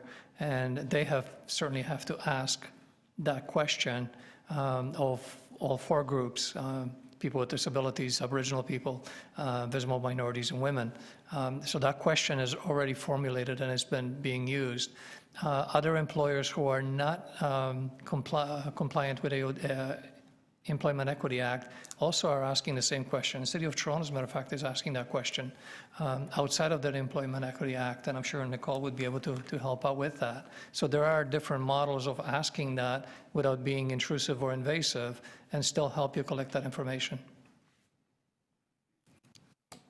Thank you very much, Tom. Stephanie to speak. Just getting back to the issue about having clear communication available to people using the services, I can't emphasize enough how important that is in terms of allowing people to understand what's happening with them. It also helps to reduce incidents of frustration and aggression. There are studies coming out about the links between lack of communication or being deaf or hard of hearing and dementia in seniors as well. And so clear communication in many formats really helps all around in the overall well-being. Often the issue of funding comes up. It's an ongoing situation. Many of the supportive housing facilities really expect referring agencies or partnering agencies to be the ones funding access, which is not always ideal. And even on a case-by-case basis, my experience is that when there are tenant meetings, even if there are deaf and hard of hearing people in the facilities, supportive housing facilities, access to communication is not provided. And then again, it's just a cycle where if they don't have access to information that helps them be independent in their living situation, it just, again, exacerbates their situation and increases issues of frustration, mental health situations as well. Are there any other speakers? No? Okay. So in the interest of time, I'm going to not speak, but I will ask the committee member to move to receive the item. I see Stephanie's hand. Thank you, Stephanie. Okay, thank you, Karen. Your job is difficult, but we know you're doing the best that you can.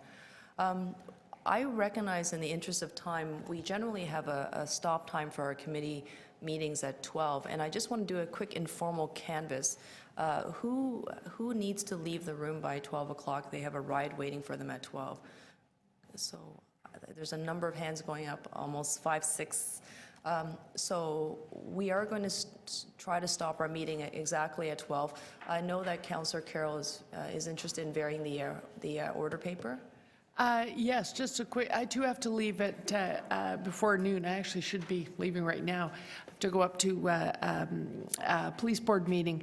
But I'm wondering if I could reorder the agenda to look at the Kilgore Road piece quickly, only because I think I have a quick next step solution for it. And then we could dispense with it while I'm still here, and then get on with Fiona's presentation. But knowing that she's only going to have 10 minutes now. Sure, there's a motion on the floor to reorder the agenda, so we're actually going to be dealing with items DI 7.7 first, accessible bus route, Eglinton Avenue East and Rumsey Road. We'll try to deal with that item within 2 or 3 minutes. All in favor? Okay. Okay, so let's move on to that. There was a letter that was submitted from the CEO of Toronto Transit Commission, and was largely in response to an item that generated from this committee led by Terry Lynn. Are there any, I guess, anyone to speak to the item? I know that TTC staff is here. Councillor Carroll?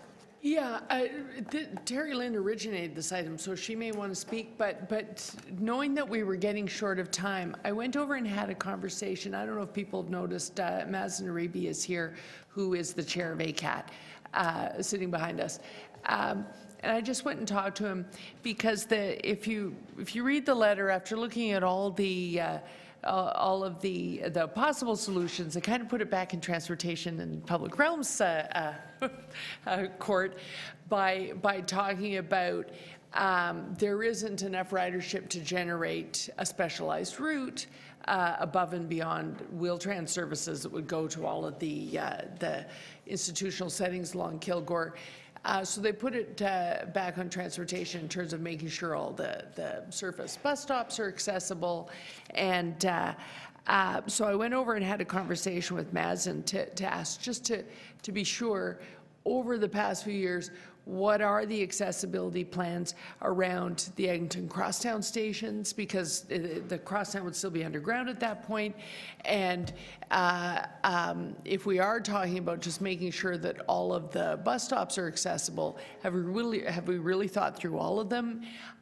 Do we know that if that's what we're relying on, that the city has a commitment to the public realm along Kilgore, all of the stops, whether the rider is taking a conventional route or a Wheel-Trans route, we're trying to encourage them over time to use accessible vehicles on the conventional route. So the struggle becomes, are all the stops on Bayview and Kilgore, Rumsey Road and Eglinton? It's a real range of stops around there where we need good surface route design. It's mentioned in the report that they already know that that's going to mean some sidewalk widening, which is going to mean interaction with Leaside. It's a pretty involved thing if that's the solution. So I'm wondering, to make sure that we get presentations from both TTC and Transportation Services and Public Realm, if what we want to move is we receive the report we've got from TTC, but ask that as soon as possible, we get a joint presentation so that we can see that they've really thought through all the possible ways one might be going to any of those institutional settings. And if we've got Public Realm and transportation responsibilities signed off on, and good design for any of the underground stations in the crosstown that you might be using to get to that point. Because we often say, well, this has been noted earlier, that we say accessible, but if there wasn't real good consultation on the design, it sometimes isn't accessible for most users. Okay, Thank you, Yeah. Councillor Carroll. I recognize that there's an opportunity here, perhaps you and I can work on an item and a request to Public Realm, TTC and Transportation, which almost is the same as Public Realm, to come back at a different date to give us a fuller, more broad presentation on the item that generated, that originally generated from Terry Lynn's motion. And that might be the best way for us to deal with the item more broadly. Would you agree, Terry Lynn, or do you want to speak to this? I'd like to speak to it. Yeah, so please go ahead. So when I read the letter, I was quite disappointed. I feel that there are several fairly obvious inaccuracies in the letter, which I will speak to now. The committee, the letter says that the community was consulted. When you speak to the agencies involved, all the agencies, including Hull and Bloorview, SCI Ontario, Toronto Rehab, et cetera, none of those communities were actually consulted or can remember being invited to a consultation. And this has been passed through most of the CEOs, and I had mentioned before that it had been endorsed by Bob Bell. It's been endorsed by the CEO of SCI Ontario as well. And another inconsistency is that there is no demand door-to-door service for these locations. I'm not sure why that got written in the letter as being factual. The bus stops currently are not accessible, and I've sat at both of them, and even though I can access bus service from those spaces, drivers had just like passed by and passed other disabled customers by on the belief that the location's not accessible and therefore not safe. The other thing is the Leaside Property Owners Association supports an alternative bus route. They've made this very clear in another letter that went straight to this committee. I have copies of that letter. I've circulated it before, I can circulate it again. Almost 60% of the constituency to that area in their own research that the TTC said that they conducted were individuals with disabilities trying to get to these locations. So obviously the folks trying to get to these locations do have mobility needs and extra needs that need to be accommodated in transportation. I need to point out as well that it is a safety issue. Also, I just wanted to say that I did speak to some people specifically from SCI Ontario, and I don't speak for them, I don't work for them or anything like that, but they would like to see some representatives from the TTC that they can speak to at a future meeting about this issue. Thank you very much, Tracy Lynn. I recognize that there is some correspondence that was sent in from SCI Ontario, which we'll circulate and share with the members of the committee. I think that because of the time constraints we're under, and Fiona's group would like to provide us with a presentation. Her work has some time components to it, which is required for the capital projects that are going to be underway. Can I suggest that we perhaps, I as chair, work with Terry Lynn and Councillor Carroll offline to sort of vet out this letter more properly. And Terry Lynn, I recognize that you've pointed out about 4 either discrepancies that you see them or perhaps inaccuracies. I would like to speak to you further. Perhaps maybe we can set up a conversation with the TTC and sort of dig in a little bit deeper and then report back to this committee at our next meeting with fuller understanding of what those discrepancies are. Would that be agreeable? And if so, then what? So, Councillor Carroll? Well, I'm not sure I understand. I'd still like to move this. I just drafted a motion, and I'd still like to move it today because considerable time will be needed to prepare this report. So I don't want them to be, while those discussions have to happen, if this is the ultimate solution, and actually even if it isn't the ultimate solution, it should be one of the requirements of our city's meeting AODA.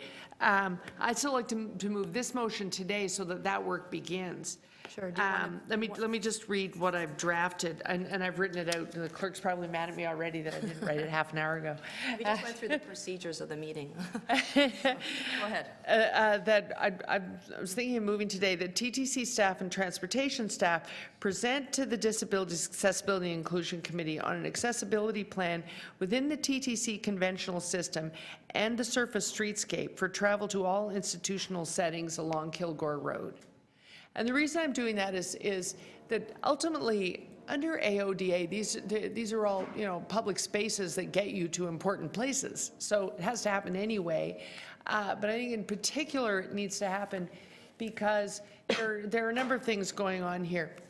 And while I haven't gone all the way to the Don Woods Institute at the very end of the road in a long time, the public realm, once you get into the interior streets in Leaside, is patchy. The issue here is getting in along Kilgore Road or up Rumsey Road. And so I think we need to get them to develop a real plan that gets you, whether you're taking the crosstown and you're going to go up via Rumsey Road, or whether you're going to get on a bus at Davisville and go up Bayview to get there to Bayview and Kilgore. Either way, once you get off, you have the adventure. And it's not just about people going to CNIB or going to Bloorview Holland. You may be a person with access issues visiting a friend at the rehab center or dealing with cardiac issues at the rehab. You may have a family member at the Donwoods, and you got to get there. All those institutional settings ultimately need this anyway. So to have them come and prove to us that they're actually coordinating some design may take them some time. Let's get them started on that work. Okay, thank you very much, Councillor Carroll. There's a motion on the floor. I recognize that it was read rather quickly and it's not typed on the screen. Can I ask Councillor Carroll just if you can read it one more time? Is that required by members of the committee? Okay. Yes, just in case people want to refine it. The TTC staff and transportation staff present to the Disabilities, Accessibilities and Inclusion Committee on an accessibility plan within the TTC conventional system and surface streetscape for travel to all institutional settings along Kilgore Road. Okay, so I think that is now clear to the members of the committee, and all in favor, please indicate your support. Okay, that so is moved. Thank you very much, Councillor. Just so people know, I got a nod from Madison, so I feel like I'm on the right track. Yeah, I checked with him as well. He nodded earlier when you read it the first time round. So we're going to move on to our last item, and I recognize that there are going to be individuals who have to leave, and my apologies that we're not going to give you as much time as I'd like, Fiona. But for those members who do have to step away at that appropriate time, then please do. I need to make sure that we have 6 members in the committee to keep quorum. And I know that Fiona has indicated she's going to be able to present quickly. So I'll stop talking and you can start. Thank you, Madam Chair. I'll be brief as much as possible, the presentation overview. Let me quickly go in. The issue for us is the opportunity that presents when we're doing construction on local roads.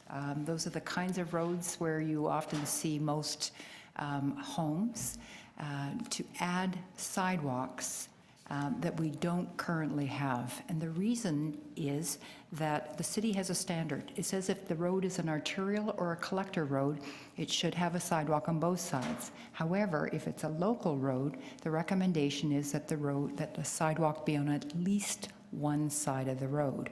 So staff use a process which essentially goes to the local councillor and asks for them to consult with their communities. So the result is it happens about 44 different ways, and then advise us in writing whether the community agrees to the installation of that sidewalk. I've been doing this now for almost 6 years, and my experience is that a community never agrees to the installation of a sidewalk, and there's certainly never a consensus on the issue. The reasons, and I'll keep going on, but the issue for us is that road reconstruction is a once-in-a-lifetime effort. It happens every 100 to 125 years. And it's an extraordinary opportunity in terms of being cost-effective, also efficient, so it's just one-time construction. But for us to begin to implement the built environment standard and remove barriers to accessibility. So a little bit more about this, a few visuals. You're going to see some of the experiences we have. So there's no sidewalking, you've got a sharp turn, so you're forced, in fact, to be in the roadbed and you're not sure what's coming your way. Lots of times there's a sidewalk on the other side of the intersection and it just stops, so you can't get continuity or network connectivity. You've got instances, and we've got these all over the city, and it's usually a result of different developers working in communities where sidewalks just, for no reason whatsoever, stop. And here's another one. And we've got any number of local streets. There's about a quarter overall in the city of Toronto without sidewalks at all. And it's higher in some of the communities, many of them built in the 50s and 60s, and somewhat lower, for example, in the older city of Toronto. That, for example, was just Reedmont that we just looked at. Here's another example about why we want to do this. It also promotes a lot of walkability, walking to school safely. And on days like today, where there's snow pushed up against the curb, there's less real estate in which to walk safely when you're competing with vehicles. Here's just a quick chart showing the number of streets or the number of communities without sidewalks currently. And a conversation, as I mentioned earlier, about the AODA and the Built Environment Standard. We certainly already take steps with a lot of our work to begin to move towards more accessible and inclusive communities. The installation of tactile walking services, indicators, cross-slope, curb ramps, audible pedestrian signals. We think the inclusion of sidewalks is a necessary next step, if you pardon the pun. So why do we do this? This is just an example. We actually have a capital program. So we have every year $2.1 million in which to do this. The program is fittingly called the Missing Sidewalks Program. Here's an example of one we've added. Well, we do it primarily because of safety, although happily most of the collisions don't happen on local streets, but on arterials. There's still a lot of concerns about slipping, competing with cars, that walkability. We do it because of wanting to promote universal accessibility. Physical activity, it's probably the best, certainly the cheapest way to get fit or just ensure that you're active. Making sure that kids have a safe route to school, and that people age in place appropriately. I've heard mentioned that we have an aging population. We want people, wherever possible, to be able to stay in their homes. Part of that is being able to be active, and it could also be, in fact, having appropriate access for your caregivers as well. And then lastly, sustainable growth. We probably, given our population targets, cannot sustain having more and more vehicles, and we need to redirect people to be using other modes of transit or transport. We have any amount of policy from the City Council which directs us to do this. I won't bore you with that. But these are the kinds of concerns that we hear from neighbors. They're concerned about losing their driveway parking, so they might have multiple cars. And of course, you can't have a car across the sidewalk. They're concerned about the landscaping that they've done because they have a wonderful sense of ownership about their front yards. So it could be trees, it could be pavers, whatever the case may be. And again, street trees, which really are wonderful, they're our lungs, but they also beautify many of our neighborhoods. They feel in many ways that a sidewalk is a very urban thing, and it will reduce the rural feel of their neighborhood, and subsequently reduce their home value. They're concerned about having to remove snow or be responsible for maintenance. And then there is the subtext that outsiders will use their street. And I see this more and more as we see intensification around these smaller neighborhoods. Just this sense of, well, people shouldn't be on our street anyway if they don't live here. And then lastly, to a community, they all want cars to slow down. And we just prefer that we just did that and left the notion of a sidewalk aside. What we try to talk to people about and communities about is that we have ways in which we can address all of those concerns. So the great opportunity of a reconstruction is you can do a realignment. So often you can actually narrow the roadbed depending on its width. You still want to get emergency vehicles through, and you can tuck in a sidewalk. You can use that alignment so that you're in fact ensuring that you don't harm the street trees. We have construction techniques. Sometimes it's even as basic as hand digging around roots. We have alternate materials like rubber sidewalks we've even used in instances in which we can manage these kinds of concerns. We've also worked with individual homeowners around their driveways, anything they've got in the public right-of-way. So this is an opportunity to work with homeowners. We're not trying to build something that doesn't fit into the context, it doesn't address these concerns, but what we are saying to the community is you cannot refuse a feature that promotes accessibility for all Torontonians. So, just a couple of photographs about design options. So here's pavers that are used in boulevards. Here's an actual one that we put in on Chine Drive. Of quite contentious environmental assessment, very rural feel. The sidewalk's gone in, which has a rolled curb, so it's not as high, and it's got city pavers on top of a concrete base. It looks gorgeous, actually. I mean, I know I'm a sidewalk geek, but I think it's gorgeous. Anyway, so here we are.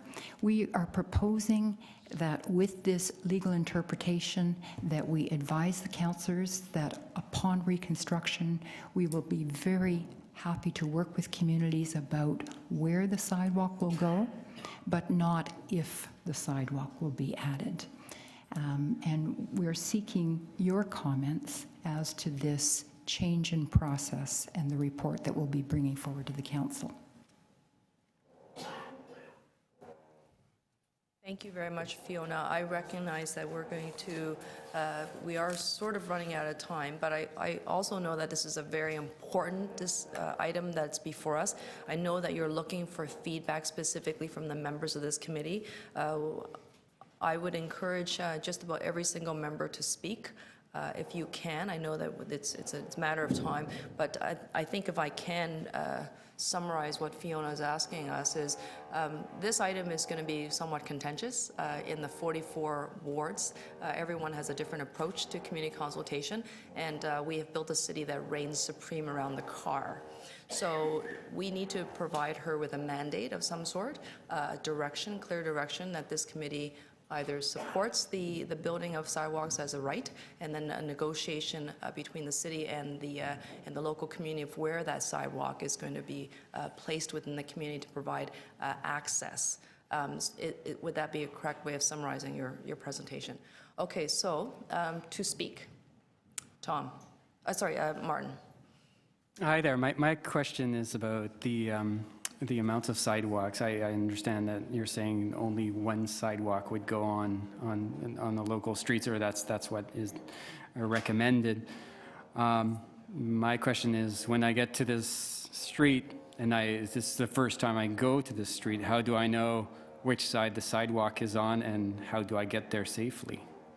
Okay. Presumably, you should be able to follow a network. So in deciding which side of the street, that's a minimum standard, I want to emphasize.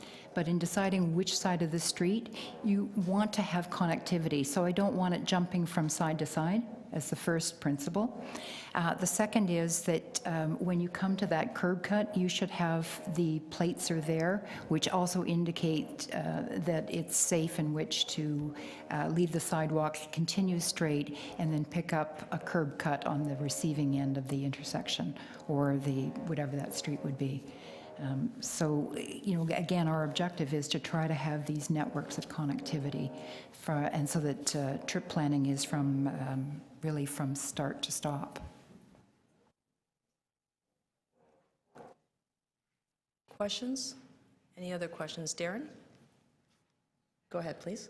I'm just wondering, when you're designing sidewalks, how does your division ensure that they are in fact meeting the technical requirements under the Design of Public Spaces standard? Is there a review process? Thank you for that. The answer is yes. We actually have an accessibility consultant. She's an engineer by profession. So we review all of these. We're also providing training for all of our staff so that they're completely aware of the minimum standards. The City of Toronto's standards are somewhat higher than the minimum standards, as you probably know.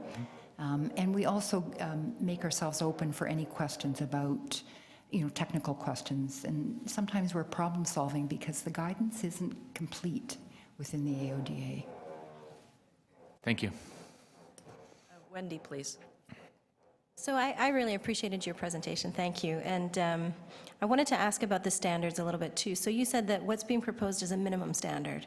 So is there room, in fact, for there to be something additional around that standard that would say in certain kinds of neighborhoods, or if there are certain types of facilities present in those neighborhoods that you would consider 2 sidewalks? I guess I would say yes, there's room, absolutely. I'll use, if I might, an example. The installation of the tactile walking surface indicators. We put them in whenever we're doing work at a curb. But it may be that the curb on the other side of the street was done 3 years previous. So we wouldn't go in and pull that concrete out. However, what we say to our staff is if you're in a situation where for example, you're close to a community center or a hospital, use your good judgment. Come to us, we'll see if we can find some extra funds to support all 4. So I think there should always be that ability. Thank you very much. Tom, questions? Comment on, you were asking some comments on your change in perspective in terms of going to the community and saying, not if sidewalks, but how and when sidewalks. And I really applaud you for that direction. I think that's a must change. Access for all means just that, access for all, not just for the people who live there. And if the people in that community are expecting the city and us taxpayers who do not live in their area to collectively pay for other services that they receive because they live within the city of Toronto, I think they need to be accommodating for everybody in Toronto, not just on themselves. So that's a support of your direction. And your argument to support that, of course, is really well articulated under the Human Rights Act that was brought in at the federal level with Rosalie Abella, who actually explained the duty to accommodate very well. So that act would be very supportive of what you're doing. Accommodation up to the point of undue hardship, which means in this case that even if it may be somewhat inconvenient to the residents of the place, it must happen to accommodate everybody. In a nutshell. The other one, of course, is AODA that you're aware of. And the third one is that City of Toronto, I'm aware of the fact that City of Toronto is, at this point, creating a brand new or updating their accessibility guidelines. So that document is in process, and if it was articulated in that would actually strengthen your case as well and with that case. Okay. Thank you very much.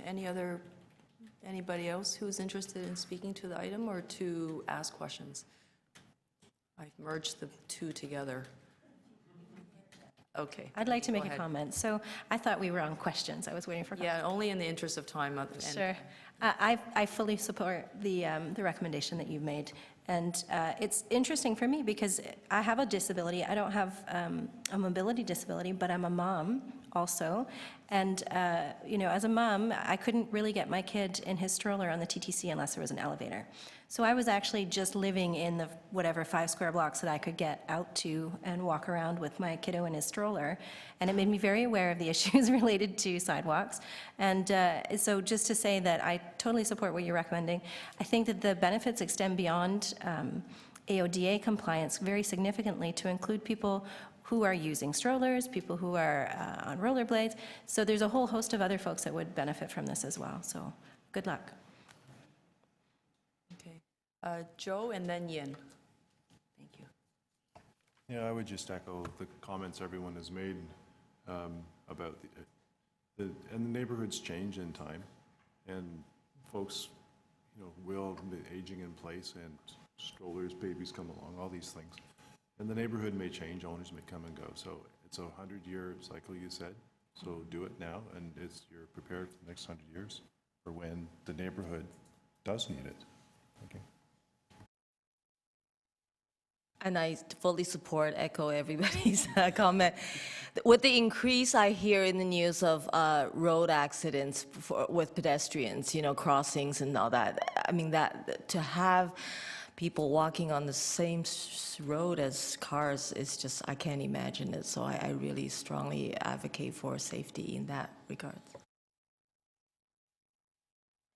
Thank you very much. Anyone else to speak? Rahima, is that your hand up?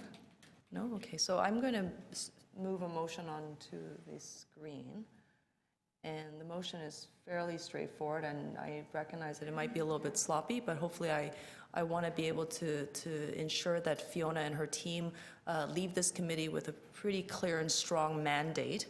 And that mandate should be that we, as a committee, would endorse the staff recommendations for the new protocol on all local street reconstructions, and as such request that new sidewalks be added as of right on at least one side of the street for accessibility, safety, and walkability.